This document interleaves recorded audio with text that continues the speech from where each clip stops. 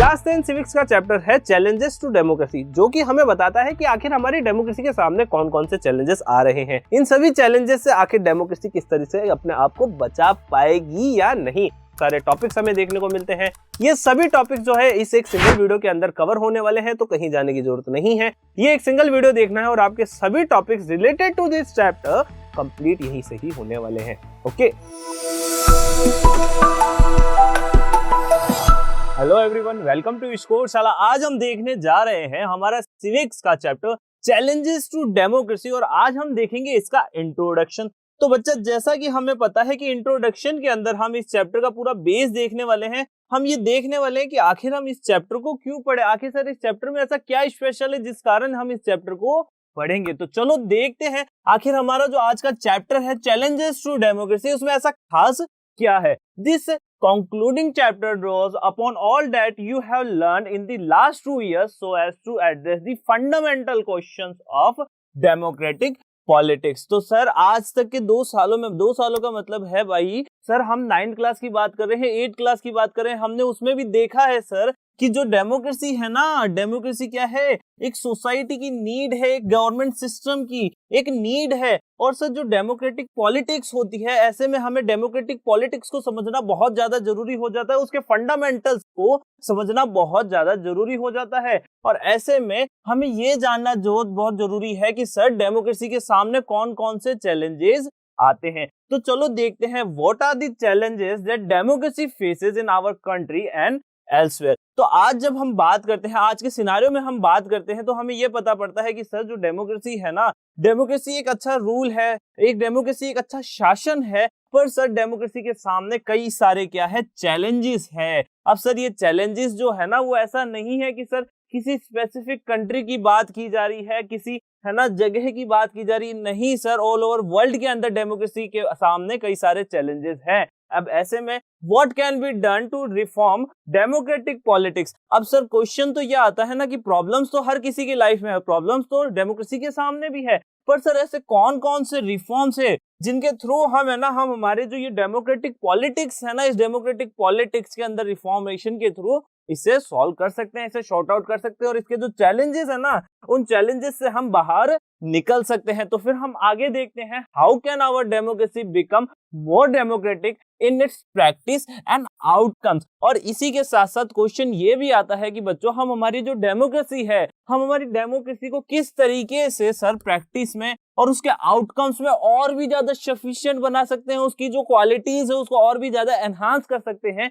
ऐसे में ये क्वेश्चन जो हमारे सामने है, उस चैप्टर को हम जब पढ़ेंगे कि सर चैलेंजेस टू डेमोक्रेसी जो है, उसमें हम यही तो देखने वाले हैं कि सर आखिर जो चैलेंजेस हैं, उन चैलेंजेस से हम कैसे रिफॉर्मेशन के थ्रू, रिफॉर्म्स के थ्रू हम निकलेंगे और सर जो डेमोक्रेसी की जो प्रैक्टिस है, जो डेमोक्रेसी के जो आउटकम्स है, वो कैसे ज्यादा से ज्यादा हम इनहैंस कर सकेंगे। This chapter does not answer these questions, पर जब हम बात करेंगे इस चैप्टर की तो हम ये देखेंगे कि जो स्पेसिफिक जो आउटकम्स है ना, आउटकम्स तो हम है ना देख चुके हैं, किस चैप्टर में देख चुके हैं, आप कमेंट सेक्शन में कमेंट करके बताना। बेसिक हम इसमें क्या देखेंगे, चैलेंजेस को देखेंगे, हम रिफॉर्म्स को देखेंगे कि सर हमारे को ये पता है कि सर हाँ ये चैलेंजेस होते हैं, इन चैलेंजेस से हम कैसे निकलेंगे, रिफॉर्म हम इस चैप्टर के अंदर देख लेंगे। पर सर हम इसमें क्या नहीं देखेंगे कि सर जो डेमोक्रेसी है वो किस तरीके से प्रैक्टिस में आती है, उसके आउटकम्स जो है उसके बारे में इसमें हम बात नहीं करेंगे। It only makes some suggestion about the way in which we can approach the question of challenge and reforms.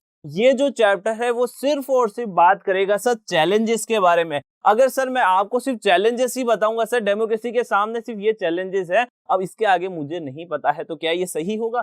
नहीं होगा सर, आपको रिफॉर्म्स भी बताने होंगे। तो ऐसे में सर जो चैलेंजेस है, चैलेंजेस को किस तरीके से टैकल किया जाए, इन चैलेंजेस को किस तरीके से सॉल्व किया जाए, वो बहुत ज्यादा जरूरी है और इन सभी के लिए हमें रिफॉर्म्स लाना जरूरी है। फिर हम देखते हैं, it invites you to think on your own and come up with your own reading of the challenges. जैसे जैसे आप इन चैलेंजेस को पढ़ेंगे तो बच्चा देखो क्या है ना, ये चैलेंजेस जो है, अब डेमोक्रेसी है वो किसका रूल है सर? डेमो का रूल है सर। डेमो कौन है सर? पीपल। मतलब सर बात हो रही है हम लोगों की। जब ये रूल हमारा है, जब ये रूल हमारी सोसाइटी का है, तो सर इसके लिए सबसे अच्छे सजेशन कौन देंगे? सर हम ही तो देंगे, हम ही तो बताएंगे सर कि आखिर जो ये ओवरऑल जो ये सिस्टम है ना, इस सिस्टम के सामने आ रहे जितने भी चैलेंजेस है, उन चैलेंजेस से कैसे निपटा जाए। फिर हम देखते हैं your recipe of how to overcome this and your own definition of democracy. और इसी के लिए आपको सर बताना होगा, आपको अपनी खुद से अपने सेल्फ से पूछना होगा, क्या सर आप किस तरीके की डेमोक्रेसी को चाहते हैं।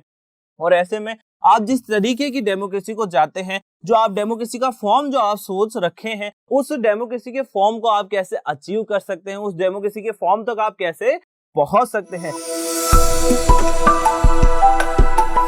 और जो क्वेश्चन और जो टॉपिक हमारे सामने आज चल रहा है वो है थिंकिंग अबाउट चैलेंजेस। तो चलो बच्चों शुरू करते हैं सोचना। किसके बारे में? चैलेंजेस के बारे में, कि सर जो डेमोक्रेसी, उस डेमोक्रेसी के सामने कौन कौन से चैलेंजेस आते हैं। तो चलो देखते हैं जल्दी से। Do you remember the first chapter of your political science text book of class 9th? और सभी का आंसर क्या होगा? नहीं सर, नहीं याद है। तो चलो हम वापस से याद करते हैं।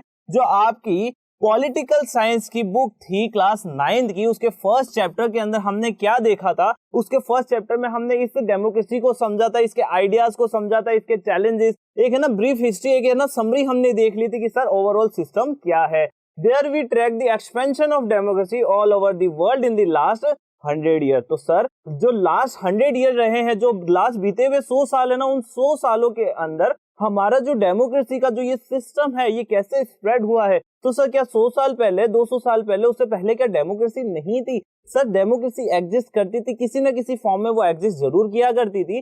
पर सर जब हम बात करते हैं आज की मॉडर्न डे डेमोक्रेसी की, तो सर इसका जो एग्जिस्टेंस है वो आज से 100 या 200 साल पहले ही देखा जा सकता है। उससे पहले ऐसी कोई democracy, modern day democracy exist नहीं किया करती थी। आगे चलते हैं। Our reading thereafter has confirmed our initial impression. हमारी जो स्टडी है, जो हमारी रीडिंग है, उससे हमारे को पता पड़ा है कि सर कुछ ना कुछ इनिशियल फॉर्मेशन, कुछ ना कुछ स्टार्टिंग तो है ना डेमोक्रेसी की रही थी। फिर हम देखते हैं democracy is the dominant form of government in the contemporary world. तो सर जब हम बात करते हैं डेमोक्रेसी की, तो सर जो डेमोक्रेसी है वो एक डोमिनेंट फॉर्म ऑफ गवर्नमेंट है। पहली बात तो ये समझ लो कि आखिर डेमोक्रेसी क्या है। तो सर जो डेमोक्रेसी है वो एक तरीके का फॉर्म ऑफ गवर्नमेंट है। सर फॉर्म ऑफ गवर्नमेंट है मतलब क्या? सर जो गवर्नमेंट है, गवर्नमेंट को चलाने का एक तरीका है सर डेमोक्रेसी। अब सर डेमोक्रेसी ही क्यों? आखिर डेमोक्रेसी में ऐसा अलग क्या है? तो सर जब हम बात कर लेते हैं इसके डेमो की, तो सर डेमो में साफ लिखा है, डेमो का साफ मतलब है sir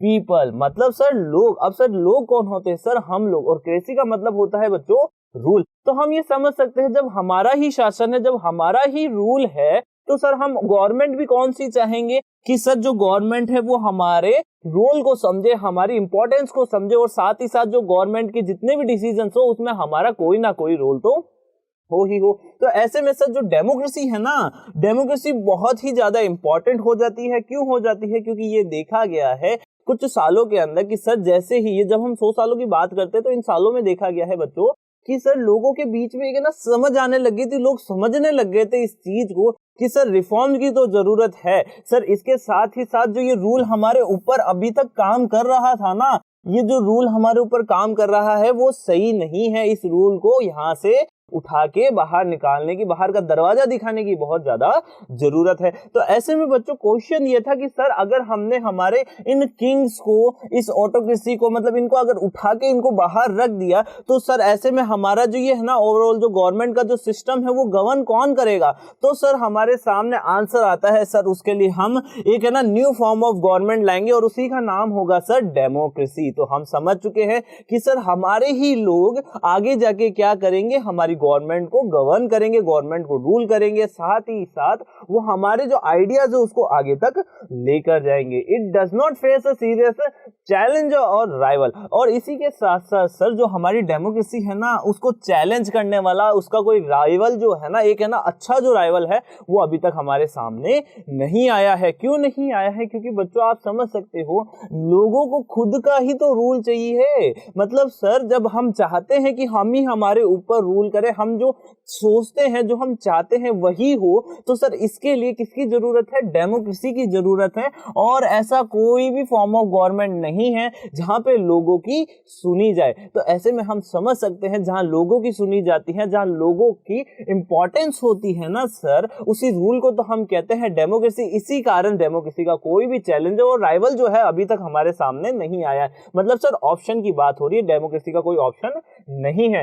Yet our exploration of the various dimension of democratic politics has shown us something else as। तो सब हम समझ सकते हैं कि सर अभी तक हमने जो है ना जितना भी एक्सप्लोर किया है, जितने भी हमने डायमेंशन देखी है डेमोक्रेटिक पॉलिटिक्स की, उसके अंदर हम देख चुके हैं बच्चों कि सर इसके कुछ ना कुछ, कहीं ना कहीं समथिंग कुछ तो यहाँ पे हमारे को चेंज करना पड़ेगा। और इसके अलावा भी और भी कई सारे ऐसे डायमेंशंस हैं जिनको हमें ध्यान में रखना होगा जब भी हम डेमोक्रेसी की बात करेंगे। फिर हम देखते हैं the promise of democracy is far from realise anywhere in the world. तो सर सबसे पहला जो चैलेंज जो अब हमारे सामने आ रहा है कि सर जो डेमोक्रेसी है ना, जब हम बात करते हैं डेमोक्रेसी इन थ्योरी, मतलब जब भी हम पढ़ते हैं डेमोक्रेसी की थ्योरी की, तो सर जो थ्योरेटिकल जो नॉलेज है वो सर जो प्रैक्टिस में जब डेमोक्रेसी आती है ना उससे बहुत ही ज्यादा अलग होती है। जब हम उसे एक्चुअल लाइफ में जब हम उसे उतारते हैं, जब हम उसे अपनी एक्चुअल लाइफ में रियलाइज करते हैं, तब हमें यह पता पड़ता है सर जो डेमोक्रेसी ने अभी तक हमसे प्रॉमिस किए हैं वो प्रॉमिस अभी तक फुलफिल नहीं हो पाए हैं। तो सर अगर आप समझाना चाहो कि सर ऐसे में कौन सा ऐसा एक है ना प्रॉमिस था जो डेमोक्रेसी अभी तक फुलफिल नहीं कर पाई है, तो सर हम बात करते हैं इक्वालिटी की। इंडिया में क्या है ना बच्चों, बहुत सारी सोशल क्लासेस हैं, बहुत सारी कास्ट है। तो क्या इंडिया के अंदर डेमोक्रेसी आने के बाद क्या अभी तक क्या ये सोशल जो कास्ट है, जो ये क्लासेस है, ये क्या खत्म हो गई? नहीं हुई ना, अभी तक भी एग्जिस्ट करती है। मतलब सर एक जो प्रॉपर इक्वालिटी है उसकी कोशिश डेमोक्रेसी ने जरूर करी। आज कई सारे राइट्स दिए गए हैं, कई सारे है ना लॉज बनाए गए हैं, उनको फॉर्म किया गया है ताकि सर क्या लाई जा सके, इक्वालिटी लाई जा सके। पर फिर भी आज है ना देश के कई ऐसे हिस्से हैं, कई ऐसे पार्ट्स जहां आज भी क्या देखा जाता है, डिस्क्रिमिनेशन देखा जाता है। इसीलिए हम कह सकते हैं कि सर जो डेमोक्रेसी ने प्रॉमिस किया था वो प्रॉमिस अभी तक फुलफिल नहीं हुआ है, और यही तो उसके सामने चैलेंज भी है बच्चों। फिर हम आगे देखते हैं democracy does not have a challenge. हाँ सर हम ये समझ सकते हैं कि डेमोक्रेसी का कोई चैलेंज नहीं है, उसका कोई ऑप्शन नहीं है, but that does not mean that it does not face any challenges. तो इसका मतलब ये नहीं हो जाता है कि सर डेमोक्रेसी के सामने किसी भी तरीके के चैलेंजेस नहीं है, कि हाँ सर हमारे पास है ना डेमोक्रेसी का कोई ऑप्शन नहीं है, डेमोक्रेसी का कोई चैलेंजर नहीं है। तो इसका मतलब कभी भी ये नहीं होता कि उसके सामने चैलेंजेस नहीं है। अभी हमने एक चैलेंज की बात करी ना सर, डिस्क्रिमिनेशन को आज भी हम नहीं हटा पाए हैं। फिर हम देखते हैं at different points in this tour of democracy we have noted the serious challenges that democracy faces all over the world. जब हम इस चैप्टर को पढ़ेंगे तो हम इस चैप्टर के अंदर देखेंगे बच्चों कि जितनी भी हमारी डेमोक्रेसी के सामने सीरियस चैलेंजेस आ रहे हैं ना, हम उनके बारे में केस स्टडी देखेंगे, हम उनके बारे में समझेंगे कि सर आखिर ये सीरियस चैलेंजेस कौन कौन से हैं। फिर हम आगे देखते हैं a challenge is not just any problem. तो सर जो ये चैलेंज है ना ये कोई प्रॉब्लम नहीं है। We usually call only those difficulties a challenge which are significant and which can be overcome. तो सर हम है ना जब भी चैलेंजेस की बात करते हैं, जब भी हम चैलेंज की बात करते हैं ना, तो हमेशा चैलेंज करने का मतलब यही नहीं होता कि सर हमारे सामने कुछ प्रॉब्लम आ रही है। नहीं बच्चों, जब भी हमारे सामने कुछ डिफिकल्टीज आती है, जब हम डेमोक्रेसी की बात करते हैं तो हम उसे चैलेंजेस कह देते हैं कि सर डेमोक्रेसी को रन करने में, ओवरऑल इस सिस्टम को रन करने में कुछ ना कुछ प्रॉब्लम्स हो रही है, और इन प्रॉब्लम्स को ही हम क्या कहते हैं, चैलेंजेस कहते हैं। और ये जो चैलेंजेस होते हैं ना ये बहुत ही ज्यादा सिग्निफिकेंट होते हैं, इसीलिए हमें इनसे ओवरकम करने की जरूरत है। मतलब जितना जल्दी हो सके हमें इनसे बाहर निकलना होगा। A challenge is a difficulty that carries with in it it's an opportunity for progress. जब भी हम बात करते हैं लाइफ में चैलेंज की, लाइफ में डिफिकल्टीज की, तो बच्चों एक बात हमेशा याद रखना, जब तक आपके सामने चैलेंजेस नहीं आएंगे, जब तक आपकी लाइफ में डिफिकल्टीज नहीं आएगी, तब तक बच्चों आप है ना अपने लाइफ की जो अपॉर्चुनिटी है ना उस अपॉर्चुनिटी तक नहीं पहुंच पाओगे, आप है ना प्रोग्रेस नहीं कर पाओगे। रखोगे। इसके लिए बहुत ज्यादा जरूरी है कि अब हमारी लाइफ में क्या है, बहुत सारे चैलेंजेस आए। हम अपने आप को चैलेंज कर सकते हैं ना बच्चों कि इस बार है ना हमें 40 आउट ऑफ 40 चाहिए, हमें 80 आउट ऑफ 80 चाहिए। मतलब सर हमें नहीं पता, अगर है ना जो पेपर 80 का आ रहा है ना, तो हमारी जो तैयारी है, जो हमारी प्रिपरेशन है, वो कितने की है सर, 100 की है। एक बार पेपर आए तो सही। ये चैलेंजेस आपकी लाइफ में होने चाहिए बच्चों, ताकि आप समझ सके कि सर अगर हमें प्रोग्रेस चाहिए, हमें कुछ अपॉर्चुनिटी अपनी लाइफ में चाहिए, तो उसके लिए जरूरी है कि हमें है ना हमारे आप से हमें अपने आप को चैलेंज करना होगा, हमें अपने आप को मोटिवेट करना होगा। फिर हम आगे देखते हैं, once we overcome a challenge we go up to a higher level than before. जब भी हम हमारी लाइफ में डिफिकल्टीज को फेस करेंगे, जब भी हम उनसे ओवरकम करेंगे, जब भी हम उनसे आगे बढ़ेंगे, तब सर एक नया रास्ता खुल जाएगा हमारे हायर लेवल का। मतलब हम हमारे एक जो एग्जिस्टेंस था, जो अभी तक हम है ना ऑर्डिनरी लाइफ जी रहे थे, उस ऑर्डिनरी लाइफ से अब हम कुछ अलग हो जाएंगे जब भी हमारी लाइफ में क्या आएगा, चैलेंज आएगा। तो सर जब भी डेमोक्रेसी के सामने कोई चैलेंज आएगा और डेमोक्रेसी उस चैलेंज को पार कर जाएगी ना, तो बच्चों डेमोक्रेसी पहले के कंपेयर में जो उसका एग्जिस्टेंस था, वो उसके कंपेयर में अब बहुत ज्यादा क्या हो जाएगी, अच्छी हो जाएगी, बहुत ही ज्यादा वैल्यूएबल हो जाएगी, उसमें बहुत सारी क्वालिटीज आ जाएगी। तो फिर हम देखते हैं different countries face different kinds of challenges. तो जैसा कि हम जानते हैं कि सर जो कंट्रीज होती है ना, वो सब अलग अलग होती है। इंडिया एक अलग कंट्री है, पाकिस्तान एक अलग कंट्री है, यूएसए एक अलग कंट्री है,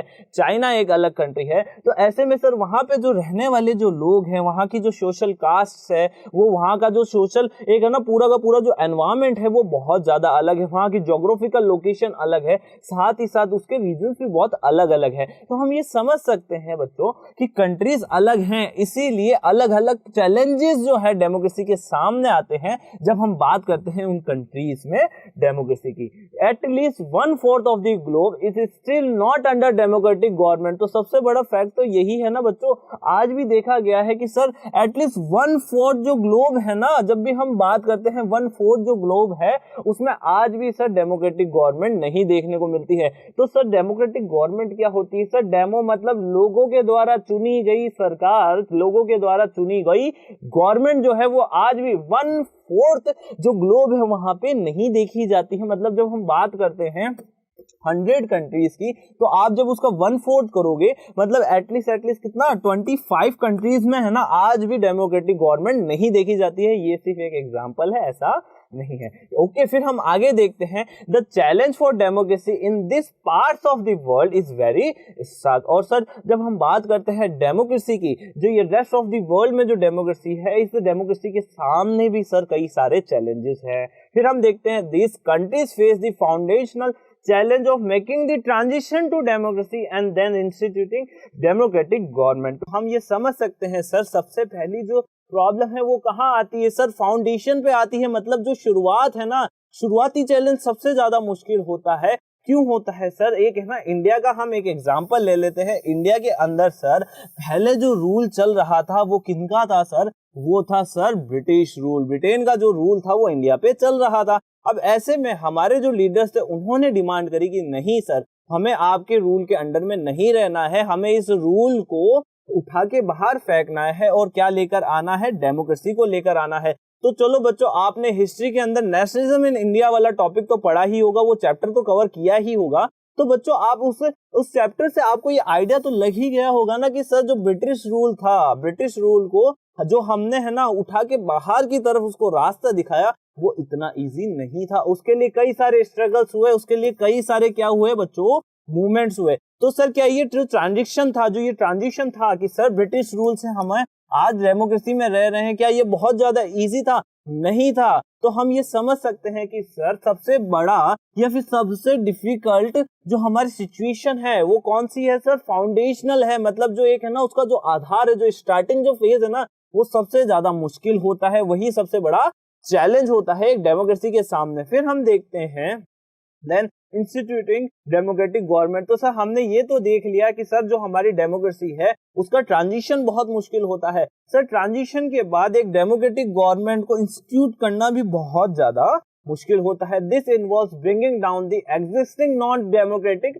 रिज्म। अब बच्चों एक यहाँ पे टर्म आ रहा है सर, ये नॉन डेमोक्रेटिक रिज्म आखिर है क्या? सर ब्रिटिश रूल की बात कर लेते हैं। क्या सर ब्रिटिश रूल जो था वो डेमोक्रेटिक रिज्म था इंडिया के लिए? उनकी कंट्री की बात नहीं हो रही, बात करते इंडिया के लिए। तो सर क्या इंडिया में जो उनका रूल चल रहा था क्या वो डेमोक्रेटिक था? बच्चों नहीं था। इसीलिए उसके डेमोक्रेटिक रिज्म के आगे क्या लगा दिया हमने? नॉन लगा दिया कि ना नहीं था सर, नॉन डेमोक्रेटिक रिज्म था। अब हमने क्या किया, हमने उसको ब्रिंगिंग डाउन सर, हम उसे नीचे लेकर आगे, हमने उसे हटा दिया, keeping military away from the controlling government. जब भी हम बात करते हैं कि सर जब कोई नॉन डेमोक्रेटिक रिज्म जब हटता है या फिर वो अपनी पोजीशन चेंज करता है, वो वहां से चला जाता है, तो देखा जाता है कि सर उस कंट्री की जो मिलिट्री पावर होती है ना, वो मिलिट्री पावर है ना गवर्नमेंट को कंट्रोल करने लग जाती है। पर बच्चों इंडिया के अंदर आज तक ऐसा नहीं हुआ है। पाकिस्तान की जब हम बात करते हैं तो सर पाकिस्तान में तो रूल कौन कर रही है? मिलिट्री ही तो रूल कर रही है।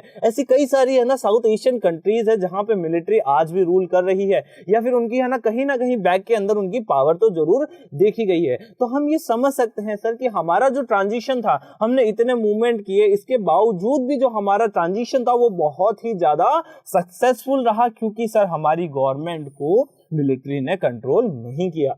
And establishing a sovereign and functional state. और इसी के साथ साथ हमने हमारे ब्रिटिश रूल को तो उठा के बाहर का रास्ता दिखा दिया, पर सर उसी के साथ साथ हमने एक है ना सोवरेन और एक फंक्शनल स्टेट को क्या किया? एस्टैब्लिश किया। अब सर सोवरेन का मतलब क्या है? जिसके ऊपर किसी का भी है ना एक है ना प्रेशर नहीं है सर, वो अपने डिसीजन लेने के लिए फ्री है। क्या पहले हम सोवरेन थे जब ब्रिटिश रूल हमारे ऊपर राज कर रहा था?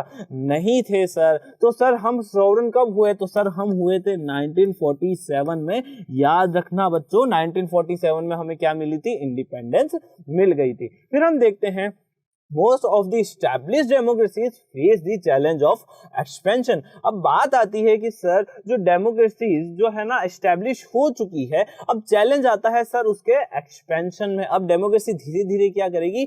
एक्सपैंड होगी। तो ऐसे में उसके सामने अब चैलेंज आएगा सर एक्सपेंशन का। पहला चैलेंज कौन सा था बच्चों? जल्दी से कमेंट सेक्शन में कमेंट करके बताओ। वो चैलेंज था सर, हम ही बता देते हैं, फाउंडेशनल चैलेंज। फिर हम देखते हैं सेकंड चैलेंज है एक्सपेंशन का। This involves applying the basic principle of democratic government across all the regions. तो सर सबसे बड़ा जो चैलेंज आ रहा है अब हमारे सामने, सर हम ये तो समझ चुके हैं कि सर पहले तो उसका फाउंडेशन ही बहुत ज्यादा मुश्किल है। अब हम देख रहे हैं कि सर हमारे जो डेमोक्रेसी के जो प्रिंसिपल्स है ना, उन सारे प्रिंसिपल्स को उन सारे रीजन्स के अंदर अप्लाई करना भी बहुत ज्यादा मुश्किल होता है। Different social groups and various institution. और ऐसा क्यों है सर? क्योंकि हमारे क्या है, कई सारे डिफरेंट सोशल ग्रुप्स है, कई सारे वेरियस इंस्टीट्यूशंस है। तो ऐसे में सर डेमोक्रेसी को एक्सपेंड करना, उस डेमोक्रेसी के प्रिंसिपल्स को उन सभी रीजन्स में, उन सभी सोशल ग्रुप्स के ऊपर, उन सभी इंस्टीट्यूशंस तक अप्लाई करना बहुत ज्यादा मुश्किल हो जाता है। Ensuring greater power to local governments.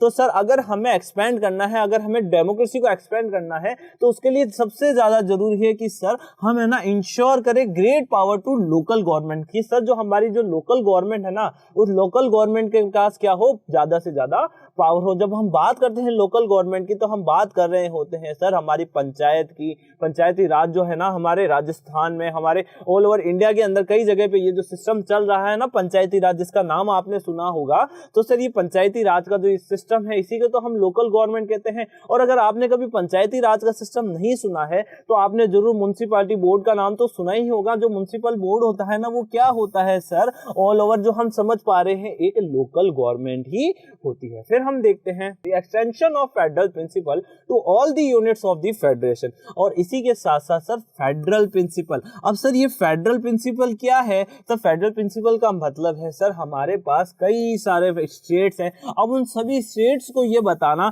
उन सभी स्टेट को, उन सभी रीजन्स को ये बता पाना कि सर हम सभी क्या है? एक फेडरेशन के पार्ट है। मतलब सर हम एक ही ग्रुप के बात है। कभी भी कोई आपसे पूछे कि सर आप कहाँ के रहने वाले हो, तो सर क्वेश्चन का आंसर यही होना चाहिए कि हम इंडिया के हैं। हम कहाँ के हैं? इंडिया के हैं। तो हम ये समझ सकते हैं कि सर जो हमारा फेडरेशन है उसका नाम क्या है? Republic of India. Sir India की ही तो हम बात कर रहे हैं। हमारा जो एक ओवरऑल जो ग्रुप है, जो ओवरऑल जो हमारा फेडरेशन है, उसका नाम क्या है? इंडिया है। फिर हम आगे देखते हैं, this also means that less and less decision should remain outside the Arena of democratic control. तो सर अब बात करते हैं डेमोक्रेटिक कंट्रोल की। तो सर डेमोक्रेटिक कंट्रोल ऐसा होना चाहिए कि सर उसके अंदर है ना सर लगभग सारे डिसीजंस जो है ना डेमोक्रेटिक कंट्रोल के अंदर ही होने चाहिए। उससे बाहर जो है, डेमोक्रेसी के बाहर जो है ना बहुत कम ही ऐसे डिसीजन होने चाहिए जो लिए जाए। फिर हम आगे देखते हैं, most countries including India and other democracies like the USA face this challenge. तो जब हम बात करते हैं इंडिया की और जब हम बात करते हैं यूएसए की, तो सर ये कुछ ऐसी कंट्रीज है जो इस चैलेंज को अभी फेस कर रही है। चैलेंज क्या है सर? चैलेंज ये रहा ना कि सर ज्यादा से ज्यादा है ना जो डिसीजन है वो डेमोक्रेटिक कंट्रोल के अंदर हो, और यही इंडिया के अंदर प्रॉब्लम फेस की जा रही है, क्योंकि सर पावर का जो अक्यूमुलेशन है वो एक जगह होकर रह गया है। अगर सर कुछ लीडर्स ने बोल दिया कि ये होना चाहिए कंट्री में, अगर कुछ लीडर्स ने एक ना डिसीजन ले लिया है, तो आप उस डिसीजन के अगेंस्ट में नहीं जा सकते हो। The third challenge of deepening of democracy is faced by every democracy is one form or another। और सर अब जो हमारे सामने जो थर्ड चैलेंज आ रहा है वो है सर डीपनिंग ऑफ डेमोक्रेसी। तो सर फर्स्ट चैलेंज तो था फाउंडेशनल, सेकंड चैलेंज था एक्सपेंशन का, तो और थर्ड जो चैलेंज है वो है हमारे सामने डीपनिंग ऑफ डेमोक्रेसी की। सर डेमोक्रेसी स्टैब्लिश हो चुकी है, सर जो डेमोक्रेसी वो एक्सपेंड हो चुकी है। अब जरूरी है कि सर जो डेमोक्रेसी की जो जड़ें है, जो इसके रूट्स है ना, वो ज्यादा से ज्यादा गहराई में जाए, ज्यादा से ज्यादा डीप हो जाए। This involves strengthening of the institution and practices of democracy. और इसके लिए जरूरी है कि सर जो हम हमारे इंस्टीट्यूशन है, मतलब जो हमारी गवर्नमेंट है, जो हमारी डेमोक्रेसी है, हम उसको क्या करें, उनको स्ट्रेंथन करें। मतलब सर उनको है ना इतनी पावर दे, उनको इतना पावरफुल बनाए कि हमारे इंस्टीट्यूशन है, जो हमारी डेमोक्रेसी है ना, वो हर किसी तरीके के, हर तरीके के जितने भी उसके सामने चैलेंजेस आए ना, उससे आसानी से वो निपट सके। This should happen in such a way that people can realize their expectation for democracy of democracy. तो हम ये समझ सकते हैं कि सर लोगों को ये लगना चाहिए कि सर अगर हम डेमोक्रेसी के अंदर जी रहे हैं, हमारी जो लाइफ है वो अंडर डेमोक्रेसी है, तो सर डेमोक्रेसी ही हमारे सारे एक्सपेक्टेशंस को क्या करने वाली है, फुलफिल करने वाली है। मतलब सर अगर हमें हमारी लाइफ में कुछ करना है, अगर हमें हमारे कुछ राइट्स चाहिए, हमारी जो कुछ एक्सपेक्टेशन है वो सिर्फ हमारी कौन फुलफिल कर सकती है, डेमोक्रेसी ही फुलफिल कर सकती है। But ordinary people have different expectation from democracy in different societies. अब बच्चों एक चीज हमेशा याद रखना, different people has a different views. मतलब सर हर किसी के अपने अपने व्यूज हैं, और हमारी जो गवर्नमेंट है, जो हमारी डेमोक्रेसी, वो कहती है कि सर आपके अपना व्यू हो सकता है, किसी अलग बंदे का, बी पर्सन का जो है अपना व्यू हो सकता है, सी पर्सन का, डी पर्सन का, सबका अपना अपना व्यू हो सकता है, और सभी के व्यूज को उतनी ही वेटेज दी जाएगी जितने आपके व्यूज को दी जाएगी। तो हम ये समझ सकते हैं कि सर हमारी डेमोक्रेसी में डिफरेंट सोसाइटीज आती हैं। अब सर डिफरेंट सोसाइटीज आएगी, डिफरेंट लोग जब एक साथ आएंगे, तो सर उनकी डिफरेंट एक्सपेक्टेशन भी होगी डेमोक्रेसी से। Therefore this challenge takes different meanings and paths in different parts of the world. तो ऐसे में हम समझ सकते हैं कि सर ये जो चैलेंज है कि सर जो लोगों की जो एक्सपेक्टेशन है ना, वो डेमोक्रेसी से क्या है ना, अलग अलग है। तो ऐसे में सर डेमोक्रेसी का जो मीनिंग है, जो डेमोक्रेसी का जो पाथ है ना, वो डिफरेंट पार्ट्स में क्या होता रहता है, चेंज होता रहता है। In general terms it usually means standing those institution that help peoples participation and control. जब भी हम बात करते हैं इस चैलेंज की कि सर डेमोक्रेसी जो है वो डिफरेंट सोसाइटी और डिफरेंट जो लोग हैं, डिफरेंट जो लोग हैं, उनके एक्सपेक्टेशन को फुलफिल करे, तो उसके लिए जरूरी हो जाता है कि सर हमें हमारे जो इंस्टीट्यूशंस हैं, जो लोगों के जो पार्टिसिपेशन है, जो लोगों का जो कंट्रोल है ना, वो डेमोक्रेसी के अंदर बढ़ाना होगा। मतलब सर अगर जब भी हम बात करेंगे डेमोक्रेसी में, तो सर डेमोक्रेसी के अंदर ज्यादा से ज्यादा लोगों का पार्टिसिपेशन होना चाहिए, और इसी के साथ साथ लोगों का ही उसमें कंट्रोल होना चाहिए, तभी तो हम सर इस चैलेंज से उभर पाएंगे। अब हम देखते हैं, this requires an attempt to bring down the control and influence of the rich and powerful people in making governmental decisions. तो सर जब हम बात कर रहे हैं चैलेंजेस की, जब हम बात कर रहे हैं लोगों के पार्टिसिपेशन की, लोगों के कंट्रोल की, तो हम ये देख सकते हैं कि सर ज्यादा से ज्यादा जब लोगों का कंट्रोल होगा डेमोक्रेसी में, ज्यादा से ज्यादा उनका पार्टिसिपेशन होगा, तो सर वैसे ही धीरे धीरे सर जो रिच और जो पावरफुल जो पीपल का, जिनका गवर्नमेंटल डिसीजन में एक बहुत है ना बड़ा बड़ा रोल रहता है, बहुत इंपॉर्टेंट रोल रहता है, उनका एक कंट्रोल रहता है, जो इन्फ्लुएंस रहता है ना, वो भी धीरे धीरे खत्म हो जाएगा। और ये कब खत्म होगा? जब ज्यादा से ज्यादा लोग जो हैं हमारी डेमोक्रेसी में पार्टिसिपेट करेंगे, उसे कंट्रोल करेंगे। तो सर सबसे बड़ी जो पावर है डेमोक्रेसी के लिए वो क्या है? वो उसके खुद के लोग हैं, मतलब सर उसके वहां रहने वाले पीपल्स है, मतलब उसके सिटीजन है। ओके, अब हम एक बार इसका रिकैप देख लेते हैं कि आज हमने क्या क्या देखा है। तो चलो स्टार्टिंग हम करते हैं यहाँ से। जब हमने बात करी थी कि सर हमें है ना फर्स्ट चैप्टर तो पता नहीं था, और फर्स्ट चैप्टर में हमने क्या देखा था? हमने देखा था सर कैसे डेमोक्रेसी जो है एक्सपैंड होती है इन गए 100 सालों के अंदर। फिर हम ये देखते हैं कि हमारी रीडिंग से हमने एक इंप्रेशन को कंफर्म किया है, उस इंप्रेशन को, इनिशियल इंप्रेशन को हमने समझा है कि सर जो डेमोक्रेसी है वो एक है ना डोमिनेंट फॉर्म ऑफ गवर्नमेंट है, मतलब सर जो भी है डेमोक्रेसी ही है, डेमोक्रेसी के बिना जीवन अधूरा सा है। फिर हम देखते हैं it does not face a serious challenge, और इसी के साथ साथ जो डेमोक्रेसी है उसका कोई चैलेंज नहीं है, उसके लिए हमारे पास कोई ऑप्शन भी नहीं है। साथ ही साथ जब हम बात करते हैं डेमोक्रेसी की, हम ये चैप्टर क्यों पढ़ रहे हैं? क्योंकि सर जो डेमोक्रेसी ने हमसे प्रॉमिस किए थे वो प्रॉमिस आज तक फुलफिल नहीं हो पाए हैं। जो सबसे बड़ा जो हमारे सामने एक एग्जांपल हमने दिया है वो है सर इक्वालिटी का। सर आज भी डिस्क्रिमिनेशन पूरे इंडिया के अंदर हर जगह देखा जा सकता है। इसका मतलब सर जो डेमोक्रेसी ने हमसे प्रॉमिस किया था वो आज भी फुलफिल नहीं हो पाया है। फिर हम देखते हैं कि सर हाँ, हम इतना तो समझ चुके हैं कि डेमोक्रेसी का कोई चैलेंज नहीं है, उसका कोई ऑप्शन नहीं है, पर सर इसका मतलब ये बिल्कुल भी नहीं है कि सर डेमोक्रेसी के सामने चैलेंजेस नहीं है। अब चैलेंजेस में हमने ये देखा कि सर कि जो हमारे है ना कई सारे सीरियस चैलेंज है जो डेमोक्रेसी जो है ना फेस कर रही है ऑल ओवर वर्ल्ड के अंदर। फिर हम बात करते हैं कि सर ये चैलेंजेस क्या होते हैं। तो सर चैलेंजेस का मतलब होता है डिफिकल्टीज, जो डेमोक्रेसी को रन करने में, जो डेमोक्रेसी एक डेमोक्रेटिक रूल को गवर्न करने के अंदर जो प्रॉब्लम्स हमारे सामने आती है उसे ही हम चैलेंज कह दिया करते हैं। पर सर एक मोटिवेशन कोट हमारे सामने है कि सर जब तक हमने डेमोक्रेसी के सामने, जब तक हमने हमारी लाइफ के सामने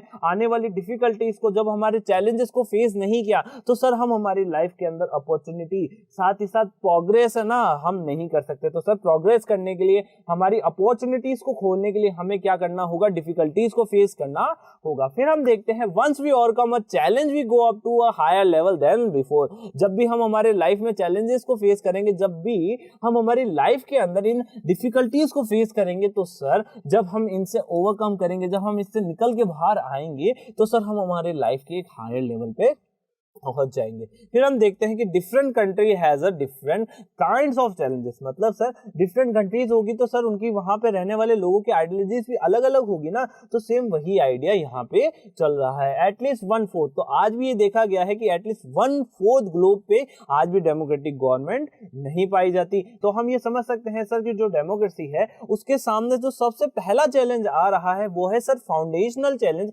सबसे पहले जो डेमोक्रेसी है उसको जो फाउंडेशन है, उसका जो बेस है, उसका जो ट्रांजिशन है ना, वो सबसे ज्यादा डिफिकल्ट होता है। एक जो ऑटोक्रेटिक रूल होता है, या फिर हम बात कर लेते हैं जब एक है ना पावर एक जगह ही अक्यूमुलेट हो जाता है, जैसे कि हमने एग्जांपल लिया ब्रिटिश रूल का। तो सर ब्रिटिश रूल से जब हमने डेमोक्रेसी में ट्रांजिशन लिया तो ये फेस बहुत इजी नहीं था सर। हमने कई सारे स्ट्रगल्स किए, कई सारी हमारे सामने चुनौतियां आई, कई सारे डिसीजंस आए। उन सभी डिसीजंस को लेके ही तो सर हमने ट्रांजिशन किया ब्रिटिश रूल से डेमोक्रेसी तक। फिर हम देखते हैं this involves bringing down the existing non democratic rhythm. तो ऐसे में क्या होता है, जब भी हम है ना ट्रांजिशन करते हैं एक नॉन डेमोक्रेटिक रिज्म से एक है ना डेमोक्रेटिक रिज्म में, तो हम ये देखते हैं कि सर कई बार है ना मिलिट्री जो होती है वो गवर्नमेंट को कंट्रोल कर लेती है। पर सर इंडिया के अंदर ऐसा नहीं हुआ था। इंडिया ने एक एस्टैब्लिश किया था सोवरेन एंड फंक्शनल स्टेट। आज भी देखा गया है कि सर इंडिया एक भी बार इंडिया पे कभी भी मिलिट्री का रूल नहीं आया है। तो हम ये समझ सकते हैं कि सर जो हमारी डेमोक्रेसी है वो काफी हद तक अपना जो मोटिव है वो सक्सेसफुली वो है ना अचीव कर चुकी है। साथ ही साथ अब सेकंड जो चैलेंज आता है वो होता है सर एक्सपेंशन का। एक्सपेंशन का क्या चैलेंज होता है सर? तो एक्सपेंशन का चैलेंज यही है कि सर जितने भी हमारे डेमोक्रेसी के प्रिंसिपल्स है ना उनको डिफरेंट डिफरेंट रीजन्स तक लेके जाए, डिफरेंट डिफरेंट सोशल ग्रुप्स तक लेके जाए, वेरियस इंस्टीट्यूशंस तक लेके जाए, और उनके ऊपर इन सभी प्रिंसिपल्स को इंप्लीमेंट भी किया जाए। फिर हम देखते हैं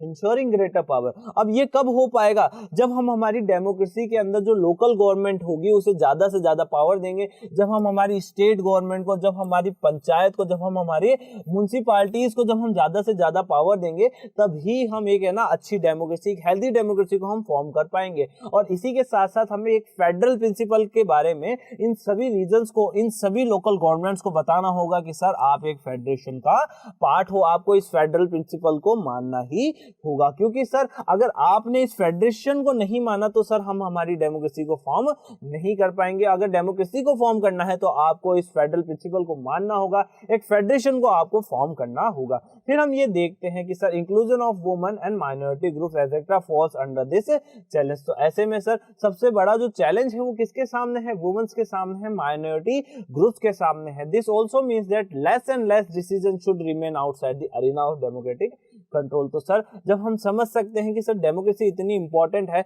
तो सर जितने भी रूल्स है, जितने भी हमारे डिसीजंस है सर, वो सारे के सारे डेमोक्रेटिक एक है ना प्रोसीजर, डेमोक्रेटिक जो कंट्रोल है उसके अंडर ही आने चाहिए। अब जब हम बात करते हैं इंडिया और यूएस जैसी कंट्रीज के बारे में, तो सर अभी ये जो कंट्रीज है ये यही चैलेंज फेस कर रही है। अब ये चैलेंज इसलिए फेस कर रही है क्योंकि सर अब जो डेमोक्रेसी का जो एक ओवरऑल जो सिस्टम है ना, उसके अंदर जो पावर का जो अक्यूमुलेशन है वो है ना ज्यादा से ज्यादा कहां किया जा रहा है? वो outside the arena of democratic control के सहारे लिया जा रहा है। मतलब सर धीरे धीरे जो कंट्रोल्स है, जो ओवरऑल जो डिसीजन मेकिंग प्रोसेस है, उसमें ज्यादा से ज्यादा अब है ना जो रिच पर्संस है, जो एक है ना पावरफुल पर्संस जो होते हैं ना, उनका रोल बहुत ज्यादा बढ़ रहा है। The third challenge of deepening of democracy. और ऐसे में ही हमारे सामने जो थर्ड चैलेंज आता है वो होता है डीपनिंग ऑफ डेमोक्रेसी। ज्यादा से ज्यादा हम हमारी डेमोक्रेसी को क्या करें? डीपनिंग करें, मतलब उसको ज्यादा से ज्यादा उसकी गहराइयों तक उसको है ना उसकी जड़ें फैला दे, ताकि सर जो डेमोक्रेसी है ना वो वहां पे अटक जाए, वो वहां पे रुक जाए हमेशा के लिए। फिर हम देखते हैं कि सर इसके लिए हमें हमारे इंस्टीट्यूशंस को, हमारी डेमोक्रेसी को इन प्रैक्टिस में हमें क्या करना होगा? स्ट्रेंथन करना होगा, मतलब उसको ज्यादा से ज्यादा हमें पावर देना होगा। साथ ही साथ अब डेमोक्रेसी की जब हम बात कर लेते हैं तो सर डेमोक्रेसी के साथ एक वर्ड अटैच हो जाता है, एक्सपेक्टेशन। अब सर जब डिफरेंट लोग हैं, डिफरेंट व्यूज हैं, तो सर हम ये समझ सकते हैं कि सर जो डेमोक्रेसी है उससे डिफरेंट क्या है?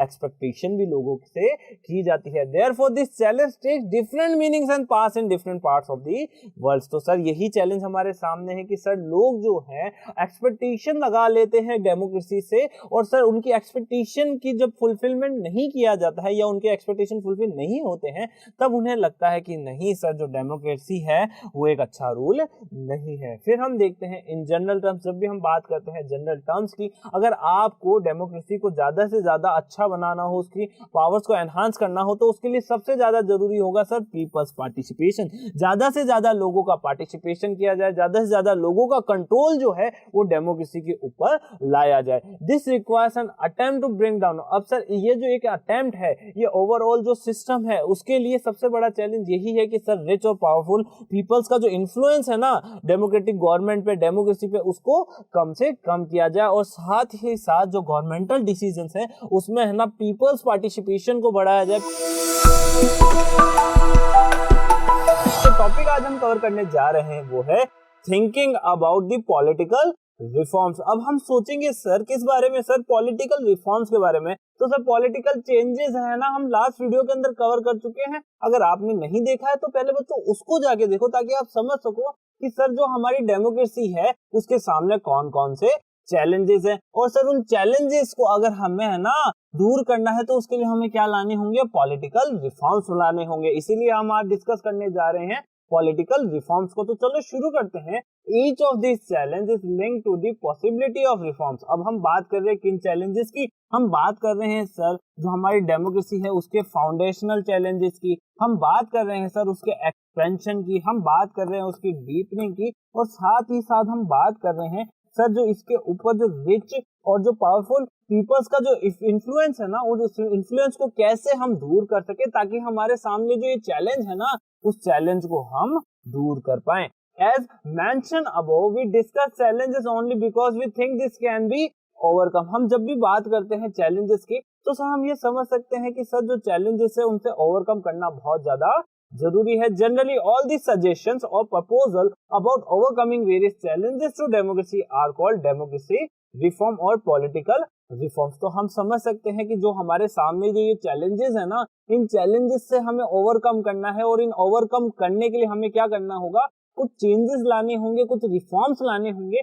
उन रिफॉर्म्स को ही हम कहते हैं सर डेमोक्रेसी रिफॉर्म, या फिर हम बात करते हैं उसे पॉलिटिकल रिफॉर्म की। तो हम समझ सकते हैं कि या तो उसे डेमोक्रेसी रिफॉर्म कहते हैं या फिर हम उसे पॉलिटिकल रिफॉर्म कहते हैं। रिफॉर्म लाने का मतलब क्या होता है सर, फॉर्म का मतलब होता है उसे बनाना, उसको फॉर्म करना। अब हम उसको रीफॉर्म करेंगे, मतलब उसके अंदर कुछ ना कुछ चेंजेस लाए जाए ताकि उसको पहले से और भी ज्यादा बेहतरीन तरीके से और अच्छे से गवर्न किया जा सके। फिर हम देखते हैं, we are not going to give here a list of desirable political reforms, for there can not be any such list. अब हम है ना यहाँ पे किसी तरीके की डिजायरेबल लिस्ट की बात नहीं कर रहे कि सर हमारी जो पॉलिटिक्स है, जो हमारी जो डेमोक्रेसी है, उसमें ये है ना रिफॉर्म्स तो होनी चाहिए, हम इसकी बात नहीं कर रहे हैं, और ना ही ऐसी कोई लिस्ट अभी तक बनी है। If all the countries do not have the same challenges, अब हम समझ सकते हैं डिफरेंट कंट्रीज है तो डिफरेंट डिफरेंट उसकी प्रॉब्लम्स है, तो इसीलिए डिफरेंट चैलेंजेस हैं हमारी डेमोक्रेसी के सामने,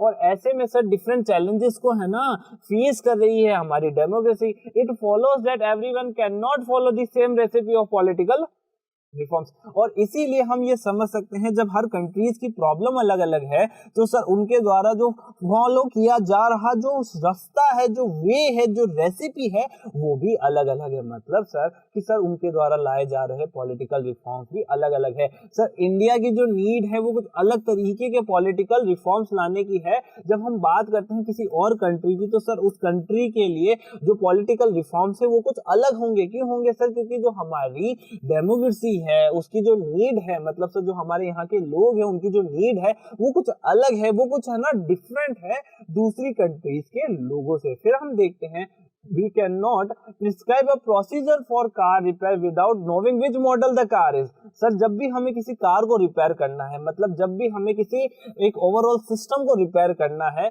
तो सर हमें पहले पता तो होना चाहिए कि हम किस मॉडल की बात कर रहे हैं, कि सर ये जो कार है ये कौन से मॉडल की है। तो ऐसे में सर जरूरी हो जाता है कि हमें पहले पता करना होगा कि सर जो डेमोक्रेसी की हम बात करने जा रहे हैं, जिस चैलेंजेस की हम बात करने जा रहे हैं, तो सर हम बेसिकली बात किस कंट्री की करने जा रहे हैं, बात हम किस डेमोक्रेटिक कंट्री की बात हम कर रहे हैं, किस डेमोक्रेटिक गवर्नमेंट की हम बात कर रहे हैं। The defect is and what tools are available where the car has broken down etcetera. तो ऐसे में सर अब सबसे बड़ी प्रॉब्लम यही तो आ जाती है कि सर हमें पता ही नहीं कि उसमें डिफेक्ट क्या है, कौन कौन से टूल्स लगने वाले हैं ताकि उसे रिपेयर किया जा सके। तो सबसे पहला काम यही होगा सर कि हम उस डेमोक्रेसी को समझे, उस कार को पहले समझे कि सर उसका मॉडल कौन सा है, उसकी सोसाइटी कौन सी है। मॉडल का मतलब यही है कि सर उसका जो इंटरनल पार्ट्स हैं, जो उसके इंटरनल सोसाइटी है वो कैसी है, जो उस डेमोक्रेसी को फॉलो कर रही है, और उनकी क्या नीड है, उनके अकॉर्डिंग ही तो हम बता सकेंगे कि इसमें कौन से रिपेयर की जरूरत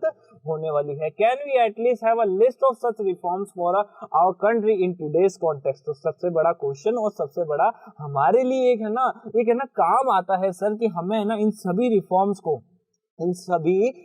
को जो हमारी कंट्री में होने चाहिए उन सभी की एक लिस्ट बनाने की जरूरत है। जो भी बच्चा हमारी इस लिस्ट को पूरा करेगा वही कमेंट सेक्शन के अंदर उसे बताएगा भी कि बच्चों आखिर कौन कौन सी ऐसी है ना रिफॉर्म्स है जिसको लाना चाहिए। हर एक बच्चे के लिए आज का होमवर्क यही है कि उसे लिस्ट बनानी है। We can develop some proposals for reforms at the national level. और ऐसे में सर हमें कई सारे है ना डेवलप लाने होंगे, कई सारे डेवलपमेंट लाना होगा, कई सारे उसे प्रपोजल लाने होंगे ताकि सर हम हमारे नेशनल लेवल के ऊपर कई सारे रिफॉर्म्स को ला सके। फिर हम बात करते हैं, but the real challenge of reforms may not lie at the national level. Some of the crucial question need to be throw out at the state और लोकल लेवल। पर सर सबसे बड़ा क्वेश्चन ये भी तो है कि सर जो चैलेंजेस है ना वो जरूरी नहीं है कि सर हर चैलेंज नेशनल लेवल का ही हो। सर कई सारे ऐसे क्रूशियल क्वेश्चन भी, कई सारे इंपॉर्टेंट क्वेश्चन ऐसे भी हैं जो सर है ना हमारे स्टेट लेवल पे या फिर लोकल लेवल भी हमारे सामने आते हैं। तो सर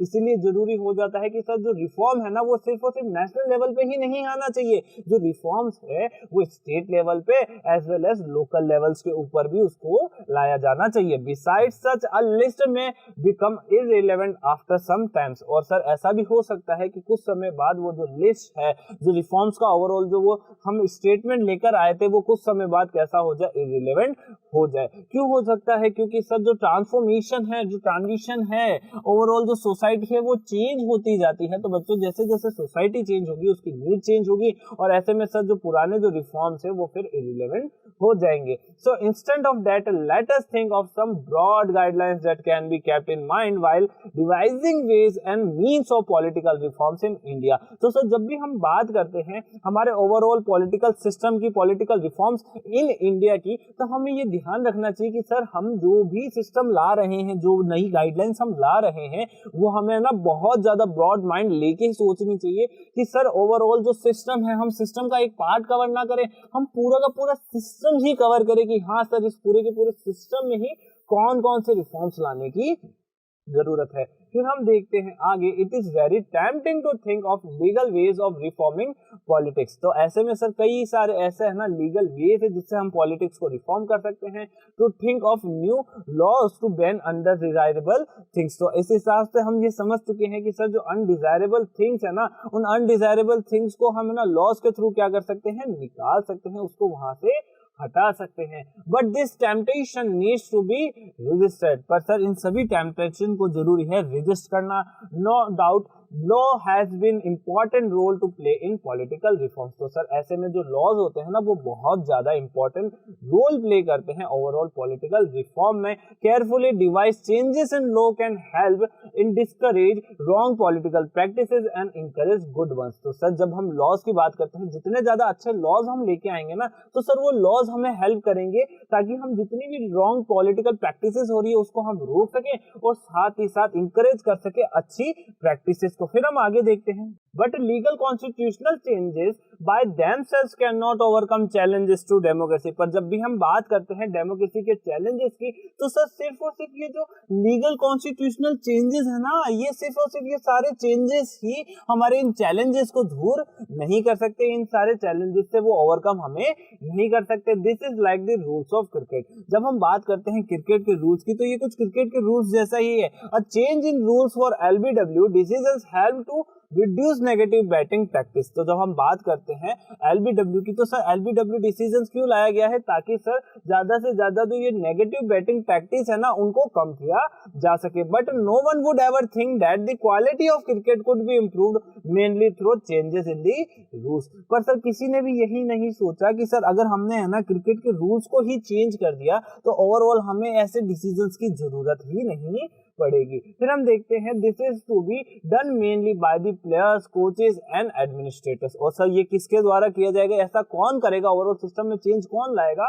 सर ओवरऑल सिस्टम में चेंज लाएंगे प्लेयर्स, साथ ही साथ कोचेस और साथ ही साथ एडमिनिस्ट्रेटर्स। तो सर जब तक इन लोगों ने चेंजेस का नहीं सोचा, जब तक इन लोगों ने नहीं सोचा कि चेंजेस लाना बहुत ज्यादा जरूरी है, तब तक ओवरऑल सिस्टम में चेंजेस नहीं लाया जा सकते। Similar democratic reforms are to be carried out mainly by political activists, parties, government movements and politically conscious citizens। तो सर ऐसे में हम ये समझ सकते हैं कि सर जो डेमोक्रेटिक अरीना है वहां पे अगर हमें रिफॉर्म्स लाने हैं तो ये रिफॉर्म्स कौन लाएगा?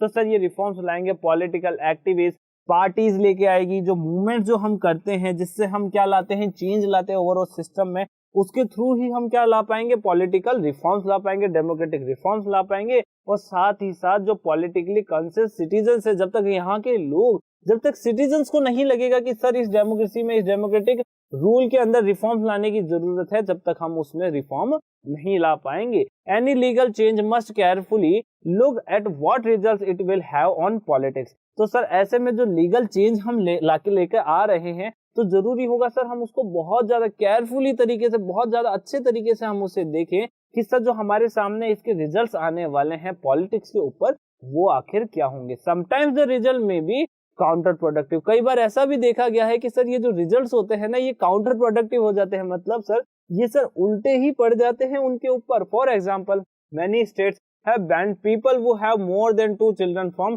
Contesting panchayat election. तो जब हम बात करते हैं ओवरऑल है कि ना एग्जाम्पल की, तो हम ये देखते हैं कि सर ऐसे कई सारे स्टेट्स है जिन्होंने, जिन लोगों के, जिन है ना पर्सन्स के 2 से ज्यादा, मतलब है ना 2 बच्चों से ज्यादा जिनके बच्चे हैं ना, उनको है ना इलेक्शन कंटेस्ट करने से रोक दिया है, उन्हें बैन कर दिया है। This has resulted in denial of democratic opportunity to many poor and women which was not intended. तो हम बात करते हैं सर जो पुअर वुमेन्स होती है या पुअर जो लोग होते हैं, तो सर अब वो लोग जो है ना उनको एक डिनाइल कर दिया गया है कि सर आप है ना पॉलिटिक्स में नहीं आ सकते, उनकी जो डेमोक्रेटिक अपॉर्चुनिटी है वो आपको नहीं मिल सकती। अब ऐसा क्यों है? क्योंकि हम ये देखते हैं बच्चों, ज्यादातर जो कम पढ़े लिखे होते हैं वहां पे देखा जाता है कि सर ज्यादातर उनकी जो पॉपुलेशन होती है उनके घर में है ना 2 बच्चों से ज्यादा ही बच्चे होते हैं। ऐसे में ऐसा एक है ना सिनारियो बन जाता है कि सर उन लोगों के लिए उन चीजों का है ना इतना इंटेंट नहीं होता, उन लोगों का ऐसा कोई मोटिव नहीं होता। पर सर एक है ना सिस्टम, जब बात करते हैं हम सिस्टम को हम देखते हैं तो सिस्टम की जो नीड है वो क्या कह रही है कि सर आपके 2 बच्चों से ज्यादा नहीं होने चाहिए,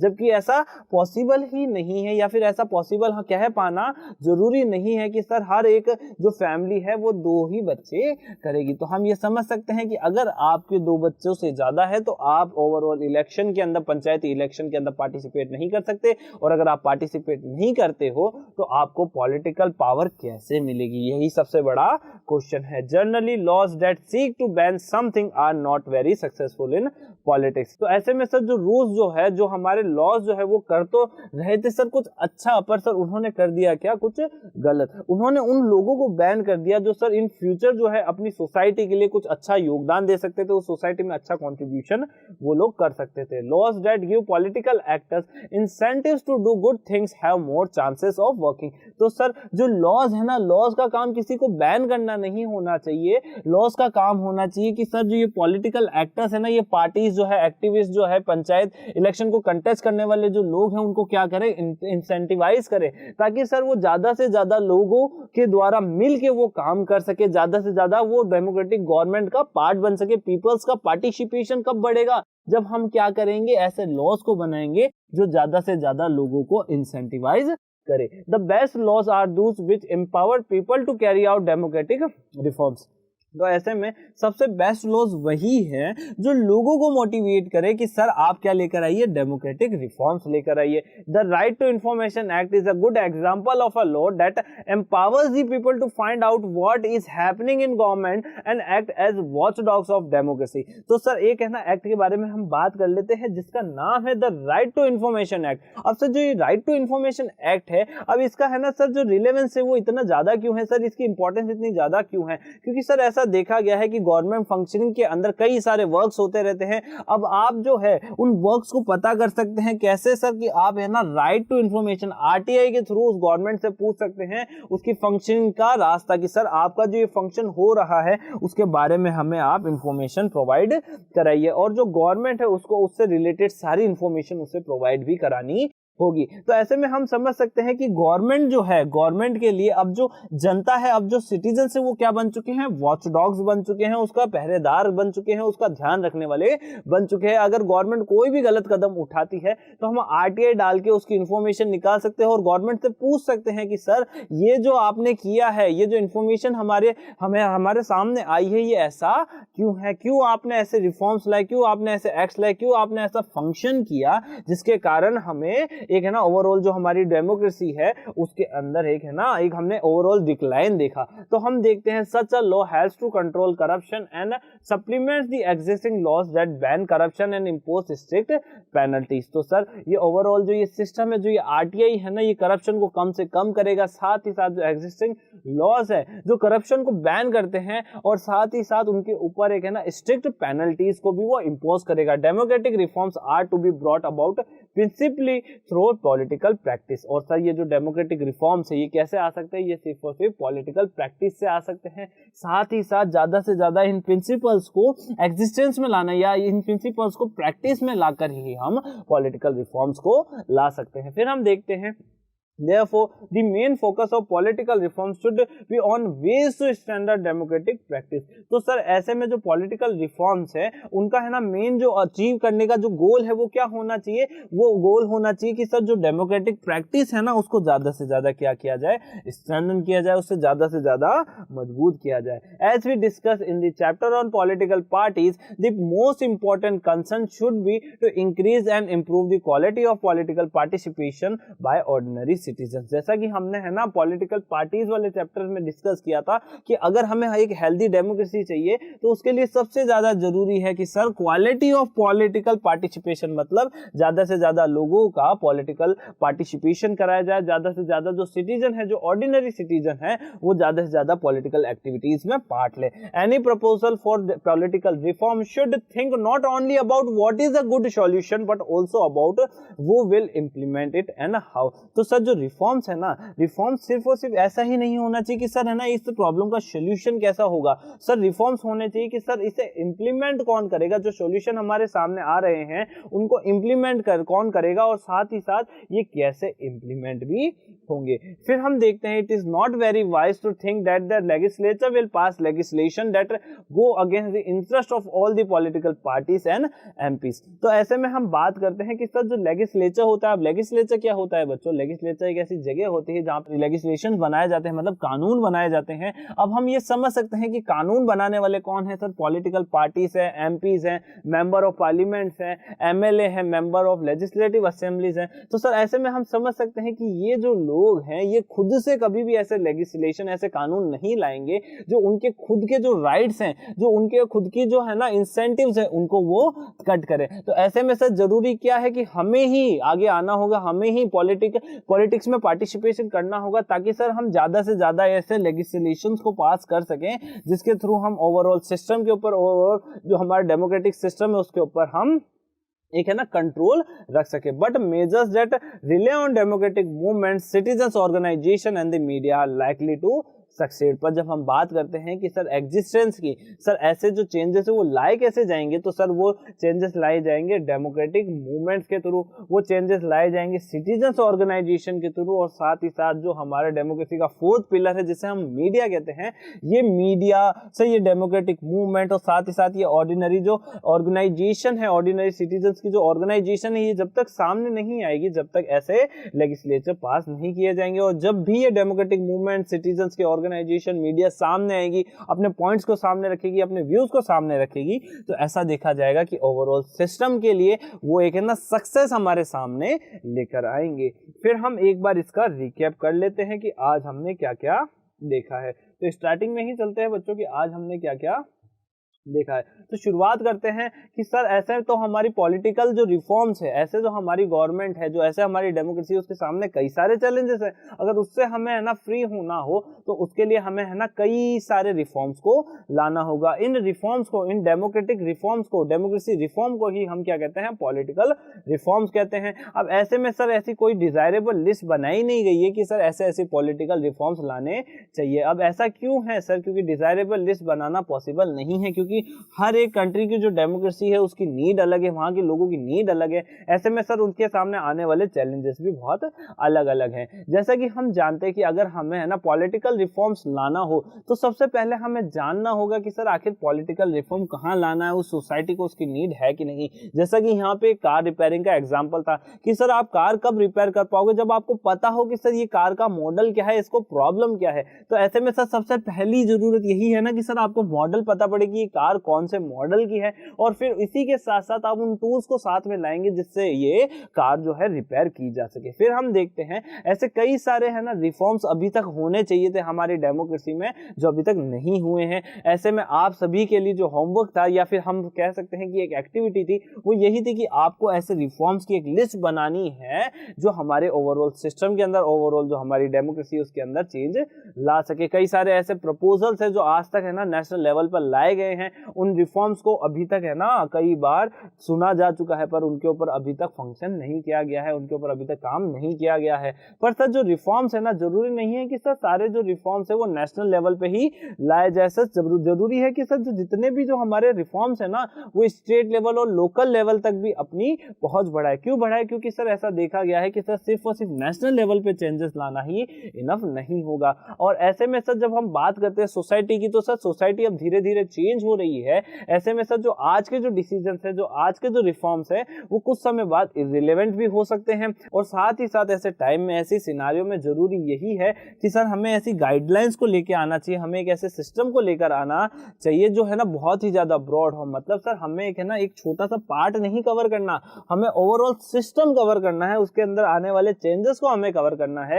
it is very tempting to think of legal ways. तो सर जो हमारे लीगल वेज है ना वो हमें सिर्फ हेल्प कर सकते हैं, पर सर जो एक्चुअल जो रिफॉर्म्स आने हैं ना वो हमें ही लाने होंगे। अब हम बात करते हैं लीगल रिफॉर्म्स की। तो सर जब भी हम बात करते हैं लीगल रिफॉर्म्स की, तो सर लीगल रिफॉर्म्स जो होते हैं, जो कॉन्स्टिट्यूशनल रिफॉर्म्स जो होते हैं, वो इनफ नहीं होते हैं। क्यों नहीं होते हैं? क्योंकि सर जैसा कि हम बात करते हैं क्रिकेट की, तो सर क्रिकेट में कई सारे ऐसे LBW डिसीजंस वगैरह लेकर आए गए हैं ताकि सर जो नेगेटिव बैटिंग प्रैक्टिसेस है उनको रोका जा सके। पर सर आज तक किसी ने ऐसा नहीं कहा कि सर जो ये प्रैक्टिस है, ये जो रूल्स है, इनमें चेंजेस लाने से कुछ नहीं होगा। जो चेंजेस है वो किन्हें लाना होगा? चेंजेस लाना होगा प्लेयर्स को, साथ ही साथ कोचेस को, और इसके साथ जो एडमिनिस्ट्रेटर्स है ना, इनको चेंजेस लाना होगा। जब तक ये चेंज नहीं लेकर आएंगे तब तक क्रिकेट के सिस्टम की जो टैक्टिस है, जो बैड टैक्टिस है, उनको दूर नहीं किया जा सकेगा। अब हम बात करते हैं डेमोक्रेसी में इसका क्या है ना रोल रहा। तो सर जो डेमोक्रेटिक रिफॉर्म्स है, डेमोक्रेटिक रिफॉर्म्स कौन लेकर आएंगे? पॉलिटिकल एक्टिविटीज लेके आएंगे,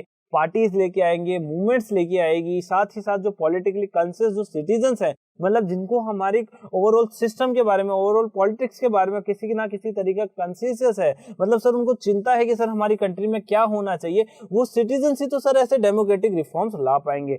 any legal change must carefully look at what result it will have on politics. और ऐसे में सर जितने भी लीगल चेंजेस है, हमें हमेशा ध्यान रखना चाहिए कि इनका जो है हमारे ओवरऑल पॉलिटिक्स के ऊपर, हमारे ओवरऑल डेमोक्रेसी के ऊपर क्या इंपैक्ट पड़ेगा। कई बार ऐसा भी देखा गया है कि कई सारे डिसीजन जो है वो हमारी डेमोक्रेसी के लिए काउंटर प्रोडक्टिव हुए हैं। For example, many states have banned people who have more than 2 children from contesting panchayat election. तो सर ऐसे कई सारे स्टेट से जहां देखा गया है कि सर जो पंचायत इलेक्शन है ना वो आप कंटेस्ट नहीं कर सकते अगर आपके 2 बच्चों से ज्यादा हो। अगर आपके 2 बच्चों से ज्यादा है तो आप है ना इलेक्शन को कंटेस्ट नहीं कर सकते। तो ऐसे में सर सबसे बड़ी प्रॉब्लम किन्हें होने वाली है? सर जो पुअर क्लास है उन्हें होने वाली है, जो वुमेन्स है उन्हें होने वाली है, जिनकी कोई ऐसा इंटेंशन या फिर ऐसे कोई इंटेंडेंट वो नहीं थे। Generally laws that seek to ban something are not very successful in politics. तो ऐसे में देखा गया है कि कई सारे ऐसे लॉज हमारे सामने आए हैं जो आज तक इतने सक्सेसफुल नहीं हो पाए इन पॉलिटिक्स में चेंज लाकर। फिर हम देखते हैं laws that give political actors incentives to do good things that have more chances of working. तो सर जब हम बात करते हैं कि पॉलिटिकल रिफॉर्म्स की, तो सर ये देखा गया है कि सर पॉलिटिकल रिफॉर्म्स अगर हमें लाने हैं तो ज्यादा से ज्यादा हमें पॉलिटिकल एक्टिविस्ट को क्या करना होगा? इंसेंटिवाइज करना होगा, उन्हें बताना होगा कि सर आपको ऐसे रिफॉर्म्स लाने चाहिए ताकि हम हमारी डेमोक्रेसी को और भी अच्छा बना सके। The best laws are those which empower people to carry out democratic reforms. तो सर सबसे अच्छे लॉज वही है जो है ना वहां के लोगों को, जो ओवरऑल सिस्टम है उसके अंदर रहने वाले लोगों को क्या दे? पावर दे, ताकि वो ज्यादा से ज्यादा एम्पावर हो सके और साथ ही साथ डेमोक्रेटिक रिफॉर्म्स को ला सके। ऐसे में हमारे सामने बात की गई थी the right to information act. तो राइट टू इंफॉर्मेशन एक्ट एक ऐसा एक्ट था जो हमें एम्पावर करता है कि सर हम हमारी गवर्नमेंट से पूछ सकते हैं कि सर ऐसा क्यों हुआ है, आप हमें इसकी इंफॉर्मेशन दीजिए कि ऐसा क्यों है। ऐसे में सर जो गवर्नमेंट होती है उसके ऊपर एक है ना वॉचडॉग, एक है ना उसका पहरेदार बन जाता है। गवर्नमेंट को ध्यान रख के आगे चलना होता है कि अगर कोई भी गलत कदम उठाए तो जनता को समझ में आ जाएगा, जनता RTI के थ्रू हम तक पहुंच जाएगी। Such a law helps to control corruption. अब ऐसे लॉ से क्या हुआ है ना, करप्शन कम हुआ है, सप्लीमेंट्स कम हुए हैं, साथ ही साथ जो करप्शन है, साथ ही साथ जो पेनल्टीज है वो भी कई सारी इन पे इम्पोज की गई है। जो करप्शन एक्टिविटीज है ना वो बैन कर दी गई है। Democratic reforms are to be brought about principally through political practice. तो सर जो डेमोक्रेटिक रिफॉर्म्स है वो सिर्फ और सिर्फ पॉलिटिकल प्रैक्टिस से ही आ सकते हैं। फिर हम देखते हैं therefore the main focus of political reform should be on ways to strengthen democratic practices. तो ऐसे में सर अगर हमें हमारे पॉलिटिकल रिफॉर्म्स को और ज्यादा स्ट्रॉन्ग करना है, उन्हें और ज्यादा एनहांस करना है, तो सर सबसे ज्यादा जरूरी है कि सर हम हमारी डेमोक्रेटिक प्रैक्टिसेस को ज्यादा से ज्यादा स्ट्रेंथन करें। फिर हम देखते हैं as we discuss in this chapter on political parties, जैसा कि हमने पॉलिटिकल पार्टीज के चैप्टर में पढ़ा था कि सर ज्यादा से ज्यादा पॉलिटिकल पार्टिसिपेशन हमें बढ़ाने की जरूरत है ताकि सर जो ऑर्डिनरी सिटीजन है उसके पास में पावर आ सके, उसके हाथों में कंट्रोल आ सके। फिर हम देखते हैं any proposal for political reforms should think not only about what is good solution. जब भी हम बात करते हैं पॉलिटिकल रिफॉर्म्स की तो सर पॉलिटिकल रिफॉर्म्स का काम सिर्फ इतना नहीं होना चाहिए कि सर क्या गुड सॉल्यूशंस है ना वो क्या हो सकते हैं, उसका काम होना चाहिए कि सर ये ओवरऑल जो रिफॉर्म है ये इम्प्लीमेंट कैसे किया जाना है और कैसे ये काम करने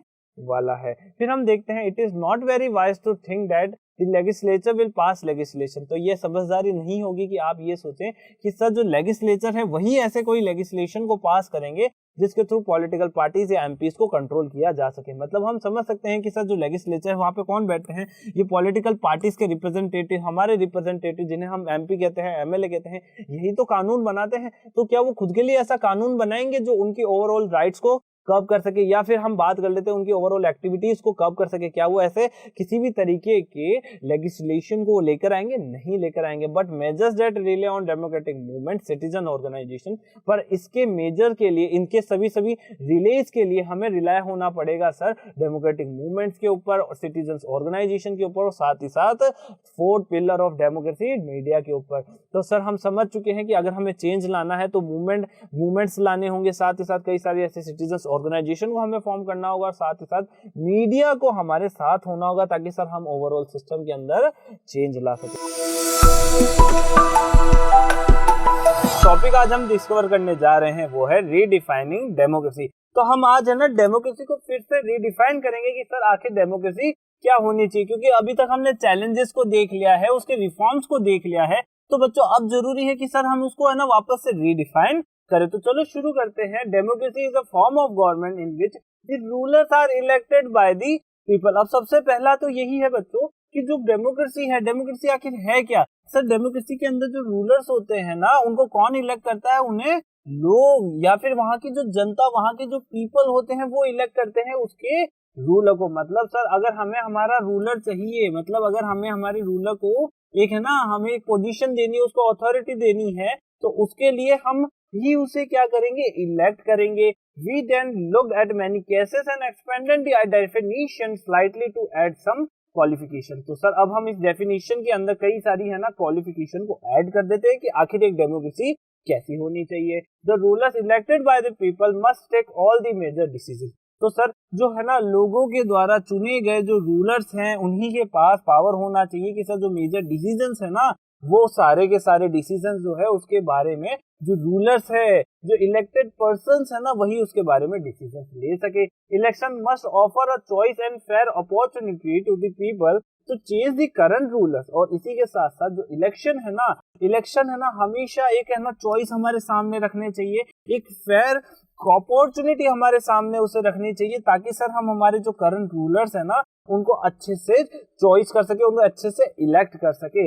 this choice and opportunity should be available to all the people on an equal basis. और इसी के साथ साथ ये जो चॉइस है, ये अपॉर्चुनिटी जो है वो सभी के द्वारा इक्वली क्या होनी चाहिए? शेयर करी जानी चाहिए। इसका कहने का मतलब सिर्फ इतना सा है कि सर इलेक्टोरल जो इलेक्शन जो कमीशन जो है उसको हर एक पर्सन को जो भी 18 अबव है उसको क्या देने चाहिए? वोटिंग राइट्स देने चाहिए इक्वली। भले ही वो किसी भी कास्ट से बिलोंग करता हो, भले ही वो किसी क्लास से, क्रीड से, भले ही वो किसी भी डिफरेंट सोशल ग्रुप से बिलोंग क्यों ना करता हो, अगर वो 18 प्लस है तो आप उसे क्या देंगे? वोटिंग राइट्स देंगे। फिर हम देखते हैं the exercise of this choice must lead to a government limited by basic rules of the constitution and citizens right. तो जब हम बात करते हैं एक ऐसे ओवरऑल फंक्शन की, तो हम ये देखते हैं कि सर ऐसी जो गवर्नमेंट होती है वो एक बेसिक रूल जो हो गया, एक जो कॉन्स्टिट्यूशन और जो सिविल एक है ना सिटीजंस के जो राइट्स हो गए ना उससे क्या रहता है? वो हमेशा बाइंड रहता है।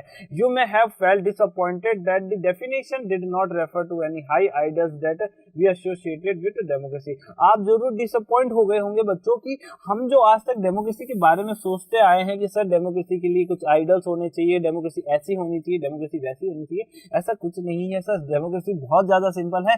डेमोक्रेसी के अंदर क्या होते हैं? रूलर्स होते हैं। रूलर कौन इलेक्ट करते हैं? रूलर पीपल इलेक्ट करता है, जनता इलेक्ट करती है किसे? अपने रूलर को। अपने ऊपर शासन करने वाले को कौन इलेक्ट करते हैं? हम ही इलेक्ट करते हैं। फिर हम आगे देखते हैं but in operational terms we deliberately started with the minimalist but clear definition on democracy. तो सर हम समझ सकते हैं डेमोक्रेसी की जो स्टार्टिंग है, तो सर डेमोक्रेसी की जो स्टार्टिंग है उसकी जो डेफिनेशन है ना वो बहुत ही ज्यादा छोटी होनी चाहिए, बहुत ही ज्यादा है ना डेलिब्रेट होनी चाहिए। फिर देखते हैं it allowed us to make a clear distinction between democratic and non democratic reserves. तो सर है ना जितनी आसान डेमोक्रेसी की डेफिनेशन होगी उतना ही आसान हमारे लिए होगा कि सर हम नॉन डेमोक्रेटिक और डेमोक्रेटिक रिजर्व्स में क्या कर सकेंगे, डिफरेंस कर सकेंगे। You may have notice that in the course of our discussion of various aspects of democratic government and politics we have gone beyond that definitions. तो sir अभी तक हमने है ना कई चैप्टर्स देख लिए हैं, कई चैप्टर्स के बारे में हमने समझ लिया है, हमने ओवरऑल डेमोक्रेसी के कई सारे पार्ट्स को हमने देख लिया है। तो सर हम है ना ओवरऑल डेमोक्रेसी कैसी होनी चाहिए, ओवरऑल इसका सिस्टम कैसा होना चाहिए, इसकी डेफिनेशन कैसी होनी चाहिए, हम अभी तक वो समझ चुके हैं। We discuss democratic rights at length and noted that this rights are not limited to the right to vote, stand in election and form political organization. तो सर अभी तक हम ये देख चुके हैं कि सर जो डेमोक्रेसी है ना उसके बारे में जब भी हम बात करते हैं तो सर उसके अंदर सिर्फ और सिर्फ डेमोक्रेटिक राइट्स नहीं है, या फिर हम बात कर लेते हैं कि सर जो डेमोक्रेसी उसका मतलब सिर्फ और सिर्फ है ना जो राइट टू वोट, इस इलेक्शन है ना कंटेस्ट करना और साथ ही साथ है ना फॉर्म करना पॉलिटिकल ऑर्गेनाइजेशन, बस इतना ही काम नहीं है डेमोक्रेसी का।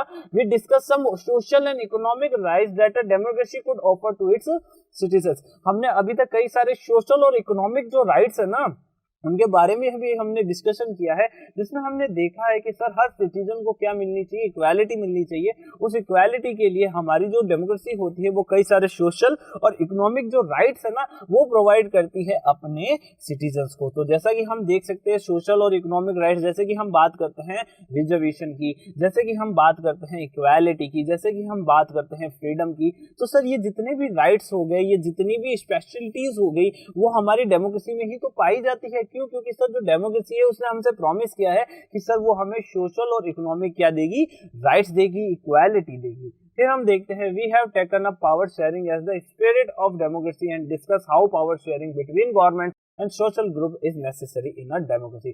हमने बात करी थी सर पावर शेयरिंग की। तो सर जो पावर शेयरिंग होनी चाहिए ना डेमोक्रेसी के अंदर, वहां देखा गया है कि सर जो पावर शेयरिंग है वो गवर्नमेंट के अंदर और साथ ही साथ जो सोशल ग्रुप है ना उसमें होनी चाहिए। मतलब सर जो पावर है उसका अक्यूमुलेशन सिर्फ और सिर्फ गवर्नमेंट के हाथों तक ही नहीं रहना चाहिए या फिर किसी सोशल ग्रुप के हाथों तक ही नहीं रहना चाहिए। पावर क्या की जानी चाहिए, शेयर की जानी चाहिए, सबके पास पावर होनी चाहिए। जितनी ज्यादा लोगों के पास पावर होगी, जितना ज्यादा लोग इसमें पार्टिसिपेशन करेंगे, उतना ही ज्यादा एक ओवरऑल जो डेमोक्रेसी है उसको हम रिडिफाइन कर पाएंगे, उसको उतना ही ज्यादा हम एनहांस कर पाएंगे। फिर हम बात करते हैं we saw how democracy can not be the root rule of majority and how a respect of minority voice is necessary for democracy। जब भी हम डेमोक्रेसी की बात करते हैं ना बच्चों, तो डेमोक्रेसी सिर्फ और सिर्फ मेजोरिटी रूल ही नहीं होता, रूल ऑफ मेजोरिटी ही नहीं होता। सर जो माइनॉरिटी है, माइनॉरिटी की भी जो वॉइस है वो भी इसमें बहुत ज्यादा नेसेसरी होती, वो उसकी बहुत ज्यादा रिस्पेक्ट होती, वो भी बहुत ज्यादा इंपॉर्टेंट होती है। तो हम समझ सकते हैं कि ओवरऑल जो डेमोक्रेसी है, डेमोक्रेसी के लिए सिर्फ और सिर्फ मेजोरिटी ही जिम्मेदार नहीं होती या फिर एक इकलौता फैक्टर नहीं होती। जितनी इंपॉर्टेंट मेजोरिटी होती है उतनी ही इंपॉर्टेंट डेमोक्रेसी में माइनॉरिटी भी होती है। माइनॉरिटी के राइट्स को, माइनॉरिटी की वॉइसेस का उतना ही ध्यान रखा जाता है डेमोक्रेसी में। फिर हम देखते हैं Our discussion of democracy has gone beyond the government and its activity। जो हमारा डिस्कशन अभी तक रहा है, अभी तक के चैप्टर्स में जो अभी हमने डिस्कस किया है, तो हम ये देख सकते हैं कि सर जो हमारा ओवरऑल सिस्टम है ना वो गवर्नमेंट और एक्टिविटीज, जो गवर्नमेंट की एक्टिविटीज होती है ना, हम उससे बियॉन्ड जा चुके हैं कि हम समझ चुके हैं कि सर डेमोक्रेसी आखिर क्यों होनी चाहिए, डेमोक्रेसी की आखिर नीड क्या है, डेमोक्रेसी के सामने चैलेंजेस क्या है, उनके रिफॉर्म्स क्या क्या हो सकते हैं। We discuss how eliminating discrimination based on caste, religion and gender is important in a democracy. तो सर जो डेमोक्रेसी है, डेमोक्रेसी के लिए क्या इंपॉर्टेंट है कि सर जो डिस्क्रिमिनेशन है, अब डिस्क्रिमिनेशन जो भेदभाव है वो कैसे होगा सर, जो कास्ट बेस्ड डिस्क्रिमिनेशन है, जो रिलीजन बेस्ड डिस्क्रिमिनेशन है, जेंडर बेस्ड जो डिस्क्रिमिनेशन है, लोगों से जो भेदभाव किया जाता है उनकी कास्ट को लेके, उनके रिलीजन को लेके, उन सभी डिस्क्रिमिनेशन को हटाना होगा। और एक डेमोक्रेसी के लिए सबसे ज्यादा इंपॉर्टेंट यही है कि सबसे ज्यादा उसके जो डिस्क्रिमिनेशन है उसको एलिमिनेट किया जा सके। Finally we have had some discussion about some outcomes that one can expect from a democracy. और इसी के साथ साथ हमने फाइनली इस बारे में भी चर्चा करी, इस बारे में भी डिस्कशन किया कि सर जो डेमोक्रेसी है उसके क्या क्या आउटकम्स हो सकते हैं और हम क्या क्या उससे एक्सपेक्ट कर सकते हैं। In doing so we have not gone against the definition of democracy offered last Here we begin then with a definition of what is the minimum a country must have to be called a democracy. अभी तक जो हमने बात करी है ना, हमने है ना डेमोक्रेसी की क्वालिफिकेशन की बात करी है कि सर आखिर एक जो कंट्री है वो डेमोक्रेटिक कब होगी, उसके पास डेमोक्रेटिक रूल कब होगा, जब उसके पास है ना कुछ ये मिनिमम है ना, मिनिमम जो डेफिनेशन को फुलफिल करने वाले कैरेक्टरिस्टिक्स जब तक उस कंट्री में नहीं होंगे, जब तक उस कंट्री को हम डेमोक्रेटिक कंट्री नहीं कह सकते, जब तक उस कंट्री को हम फुल्ली डेमोक्रेसी नहीं कह सकते. इन the course of our discussion we move to the set of desirable conditions that a democracy should have. और इसी के साथ साथ हमने अभी तक जो डिस्कशन किया है उसमें हमने देखा है कि सर हमारी डेमोक्रेसी के लिए कौन कौन से डिजायरेबल कंडीशंस होने चाहिए ताकि हम हमारी जो डेमोक्रेसी है उसको और अच्छी तरीके से समझ सके, साथ ही साथ डेमोक्रेसी को और ज्यादा एक्सपेंड कर सके. We have move from the definition of democracy to the description of a good democracy. हम है ना स्टार्टिंग हमने करी थी डेफिनेशन ऑफ डेमोक्रेसी से, और साथ ही साथ हमने ये भी समझ लिया कि सर एक जो गुड डेमोक्रेसी होता है उसका डिस्क्रिप्शन क्या हो सकता है. अब क्वेश्चन हमारे सामने यही आता है एंड में, how do we define a good democracy. आखिर हम एक गुड डेमोक्रेसी को कैसे डिफाइन कर सकते हैं, व्हाट आर इट्स फीचर्स, और इस डेमोक्रेसी के क्या क्या फीचर्स हो सकते हैं, साथ ही साथ which are the features democracy must have to be called a good democracy. और साथ ही साथ क्वेश्चन ये भी आता है कि एक डेमोक्रेसी को गुड डेमोक्रेसी बनने के लिए किस किस फीचर्स की जरूरत है. और लास्ट क्वेश्चन यही है हमारे सामने, and what must not take place in a democracy if it is a good democracy. अगर एक डेमोक्रेसी एक अच्छी डेमोक्रेसी है तो उसके अंदर कौन कौन सी ऐसी चीजें हैं, कौन कौन सी ऐसी एक्टिविटीज है जो एक गुड डेमोक्रेसी में नहीं होनी चाहिए. तो आंसर यही है बच्चा, उसके अंदर कभी भी डिस्क्रिमिनेशन नहीं होना चाहिए, उसमें हमेशा इक्वालिटी रहनी चाहिए, और साथ ही साथ सभी सिटीजन्स के पास है ना वोटिंग राइट्स होने चाहिए. किसी भी सिटीजन को वोटिंग राइट्स है उसके एक ओवरऑल जो इलेक्शन में कंटेस्ट करने के राइट्स है नहीं छीना जाना चाहिए. आज हम देखने जा रहे हैं हमारा सीरीज का चैप्टर चैलेंजेस टू डेमोक्रेसी, और आज हम डिस्कस करेंगे इसके एनसीईआरटी सॉल्यूशंस. तो चलो शुरू करते हैं इसके एनसीईआरटी सॉल्यूशंस को. तो हमारे सामने फर्स्ट क्वेश्चन है, right a definition of a good democracy. आखिर एक गुड डेमोक्रेसी है क्या, आखिर एक गुड डेमोक्रेसी हम कहेंगे किसे. तो चलो शुरू करते हैं. A country with a government that has been elected freely and equally by all its citizens is a good democracy. तो एक गुड डेमोक्रेसी वही होगी जब एक कंट्री के अंदर जो गवर्नमेंट है उसको है ना इलेक्ट किया गया है फ्रीली. फ्रीली का मतलब यही है बच्चों कि जो इलेक्शन है ना वो फ्रीली कंटेस्ट किया गया है, उसके ऊपर किसी की तरीका दबाव नहीं देखा गया था. साथ ही साथ सभी को इक्वली राइट्स दिए गए थे उस इलेक्शन के अंदर वोट करने के, बाय ऑल इट्स सिटीजन्स. तो सर सभी सिटीजन्स के पास है ना इक्वली राइट्स थे, साथ ही साथ फ्रीली उन्होंने क्या किया है, इलेक्शन को कंटेस्ट भी करवाया है. इज अ गुड डेमोक्रेसी, और इसी को ही हम क्या कहेंगे, गुड डेमोक्रेसी भी कहेंगे, क्योंकि गुड डेमोक्रेसी के अंदर फ्रीली और है ना इक्वली पार्टिसिपेशन होना बहुत ज्यादा जरूरी है. It is a system of government based on the principle of a majority decision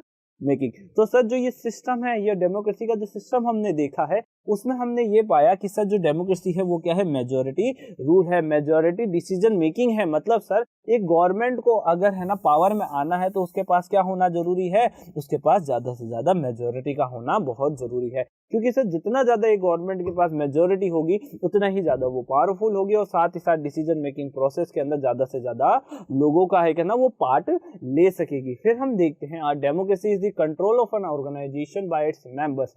और ऐसे में जो डेमोक्रेसी है, डेमोक्रेसी क्या है, एक कंट्रोल है किसका सर, ऑर्गेनाइजेशन का. एक ऑर्गेनाइजेशन मतलब हम बात कर ले पॉलिटिकल पार्टीज. अब पॉलिटिकल पार्टीज के जो मेंबर्स होते हैं ना वही पूरी डेमोक्रेसी को क्या करते हैं, कंट्रोल करते हैं. अब ऐसे में ये जो मेंबर्स होते हैं ना बच्चों, ये मेंबर्स को कौन इलेक्ट करता है, इन मेंबर्स को पीपल, मतलब सर हम लोग इलेक्ट करते हैं, जनता इलेक्ट करती है. तो हम ये समझ सकते हैं कि सर ये लोग कौन है, सर ये लोग हमारे रिप्रेजेंटेटिव्स है जो डेमोक्रेसी को कंट्रोल कर रहे हैं. वो have a free and equal right to participate in the decision making processes. और इसी के साथ साथ हमारे पास क्या है और उनके पास क्या है सर, एक फ्रीली और इक्वली राइट्स है ताकि वो ओवरऑल डिसीजन मेकिंग प्रोसेस के अंदर पार्टिसिपेट कर सके. Democracy is like the experience of life itself always changing. अब सर जो डेमोक्रेसी है वो एक एक्सपीरियंस है, जैसे कि हमारा जो जीवन है, जो हमारी लाइफ है वो हमेशा चेंज होती रहती है. उस तरीके से ही डेमोक्रेसी के सामने भी कई सारे चैलेंजेस आते रहते हैं, और उन चैलेंजेस के कारण ही जो डेमोक्रेसी है वो हमेशा चेंज होती रहती है. Infinite in its variety. अब जब डेमोक्रेसी जब अलग है सर, जब डेमोक्रेसी का सिस्टम अलग है, जब सर डेमोक्रेसी क्या है सर, डेमो मतलब लोगों का शासन है, तो सर हम ये समझ सकते हैं कि सर उसकी जो वैरायटीज है वो भी बहुत सारी है। Sometimes turbulence and all the more valuable for having been trusted for adversity. और इसी के साथ साथ कई सारे ऐसे टर्बुलेंस जो है हमारे ओवरऑल सिस्टम में आते हैं, हमारी डेमोक्रेसी में आते हैं, जो बहुत ही ज्यादा वैल्यूएबल होते हैं, और उन वैल्यूएबल डिसीजंस के कारण और वैल्यूएबल डिसीजन मेकिंग प्रोसेसेस के कारण हम हमारे जो एडवर्सिटीज हैं उनके टेस्ट कर सकते हैं। जिमी कार्टर, ये लाइन थी सर जिमी कार्टर की, American president in his speech to the Indian parliament, और ये एक अमेरिकन प्रेसिडेंट थे जिन्होंने इंडियन पार्लियामेंट के अंदर अपनी स्पीच दी थी। फिर हम चलते हैं नेक्स्ट क्वेश्चन के ऊपर, what are the features of democracy. अब ऐसे में सर क्वेश्चन पूछा जा रहा है कि सर एक डेमोक्रेसी के क्या क्या फीचर्स हो सकते हैं, तो चलो देखते हैं। फर्स्ट फीचर यही है, a democracy should have the power to change its rule if they are not good. तो सर सबसे पहला जो डेमोक्रेसी का रूल है या फिर सबसे पहला जो उसका फीचर है वो यही है कि सर जो उसके रूलर्स है ना, रूलर्स को वो इजीली क्या कर सके, चेंज कर सके। मतलब क्या है सर, जैसा कि हम जानते हैं एक है ना पॉलिटिकल पार्टी है, अब एक पॉलिटिकल पार्टी इलेक्शन कंटेस्ट करती है, अगर सपोज करो वो इलेक्शन में हार जाती है तो सर उसके जितने भी लीडर्स होंगे ना वो इजीली पावर को क्या कर देंगे, छोड़ देंगे, इजीली वो सीट को छोड़ देंगे दूसरी पॉलिटिकल पार्टी के लिए। जो पॉलिटिकल पार्टी है बी, उस पॉलिटिकल पार्टी जिसने ओवरऑल इलेक्शन को विन किया है, जिसने इलेक्शन के अंदर अपना बहुमत साबित किया है, मेजोरिटी जो लेकर आई है, उसके हाथों में वो फ्रीली पावर को दे देगी, वो पावर को रोकने की कोशिश नहीं करेगी। अब सेकंड फीचर है, it should reduce social and economic difference among all citizens. अब है ना डेमोक्रेसी का काम क्या है, डेमोक्रेसी का काम यही तो है कि ज्यादा से ज्यादा सोशल और इकोनॉमिक जो डिफरेंसेस है ना लोगों के बीच में उसको कम किया जा सके। All people should have equal rights and opportunities irrespective of their caste, creed और रिलीजन। भले ही लोग किसी भी कास्ट से बिलोंग करते हो, किसी भी क्रीड से बिलोंग करते हो, किसी भी रिलीजन से बिलोंग क्यों ना करते हो, उनके पास, सभी के पास इक्वल राइट्स और इक्वल अपॉर्चुनिटीज होगी। उनके है ना जाति, उनके धर्म के अकॉर्डिंग हम है ना उनको उनके अपॉर्चुनिटीज से है ना हटा नहीं सकते, उनको उनके अपॉर्चुनिटीज से जुदा नहीं कर सकते। फिर हम देखते हैं फोर्थ जो हमारा फीचर है, minorities have to be included in the decision making process. और इसी के साथ साथ जब हम जानते हैं डेमोक्रेसी क्या है, मेजॉरिटी डिसीजन मेकिंग एक रूल है, मतलब सर डिसीजन मेकिंग प्रोसेस के अंदर जो मेजॉरिटी है ना, मेजॉरिटी का ही रूल चलने वाला है। तो सर ऐसे में हम यही भी समझ सकते हैं कि माइनॉरिटी की तो इस हिसाब से कोई जगह ही नहीं होती है, पर सर हमारी जो डेमोक्रेसी वो यही कहती है कि सर मेजॉरिटी भले ही हमारा रूल करने का एक तरीका है या फिर हमारा पावर में आने का तरीका है, पर सर जो माइनॉरिटी है, माइनॉरिटी का भी पूरा डिसीजन मेकिंग प्रोसेस के अंदर एक रोल है, एक पार्ट है। अब हम चलते हैं नेक्स्ट फीचर की तरफ जो है, gender discrimination should not be encourage. साथ ही साथ जो जेंडर बेस्ड डिस्क्रिमिनेशन है, मतलब सर जो आप है ना मेल हो तो सर आपको ज्यादा प्रायोरिटी दी जाएगी, आप फीमेल हो आपको इसलिए प्रायोरिटी नहीं दी जाएगी, ऐसा जो डिस्क्रिमिनेशन है वो डेमोक्रेसी में नहीं किया जाता है, उसको इंकरेज नहीं किया जाता है। Money power should not play a role during election. और साथ ही साथ जो इलेक्शन है, अब हम समझ सकते हैं कि सर डेमोक्रेसी के लिए सबसे इंपॉर्टेंट क्या है, इलेक्शन है, क्योंकि सर इलेक्शन ही एक ऐसा प्रोसेस है जिससे हमारे जो रिप्रेजेंटेटिव्स है जो वो पावर में आते हैं। तो ऐसे टाइम पीरियड में हमें यह भी इंपॉर्टेंट हो जाता है देखना कि सर जो मनी पावर है, ज्यादा से ज्यादा इस मनी पावर को क्या किया जा सके, कंट्रोल किया जा सके। क्यों? क्योंकि सर अगर मनी पावर के थ्रू अगर इलेक्शन लोग कंटेस्ट करने लग गए तो सर वो इजीली क्या कर जाएंगे, वो इजीली इलेक्शन को जीत जाएंगे, और इलेक्शन जीतने के बाद वो इलेक्शन के अंदर अपनी ही मनमानी करने लग जाएंगे, गवर्नमेंट में अपनी ही मनमानी करने लग जाएंगे। The government should work with in the frame of the constitution. और साथ ही साथ जो गवर्नमेंट है, गवर्नमेंट को अपने कॉन्स्टिट्यूशनल फ्रेम के अंदर ही काम करना चाहिए। मतलब जो कॉन्स्टिट्यूशन ने उसका एक फ्रेम बना दिया है कि सर आपके यही राइट्स है, आपकी यही पावर है, तो गवर्नमेंट को उससे बाहर नहीं जाना चाहिए। तो बच्चों आज के इस टॉपिक में इतना। अगर ये टॉपिक आपको अच्छा लगता है, ये एनसीईआरटी सॉल्यूशंस आपको अच्छे लगते हैं, तो आप इस वीडियो को लाइक कर सकते हैं, सब्सक्राइब कर सकते हैं हमारे स्कोर साला के यूट्यूब चैनल को। Thank you.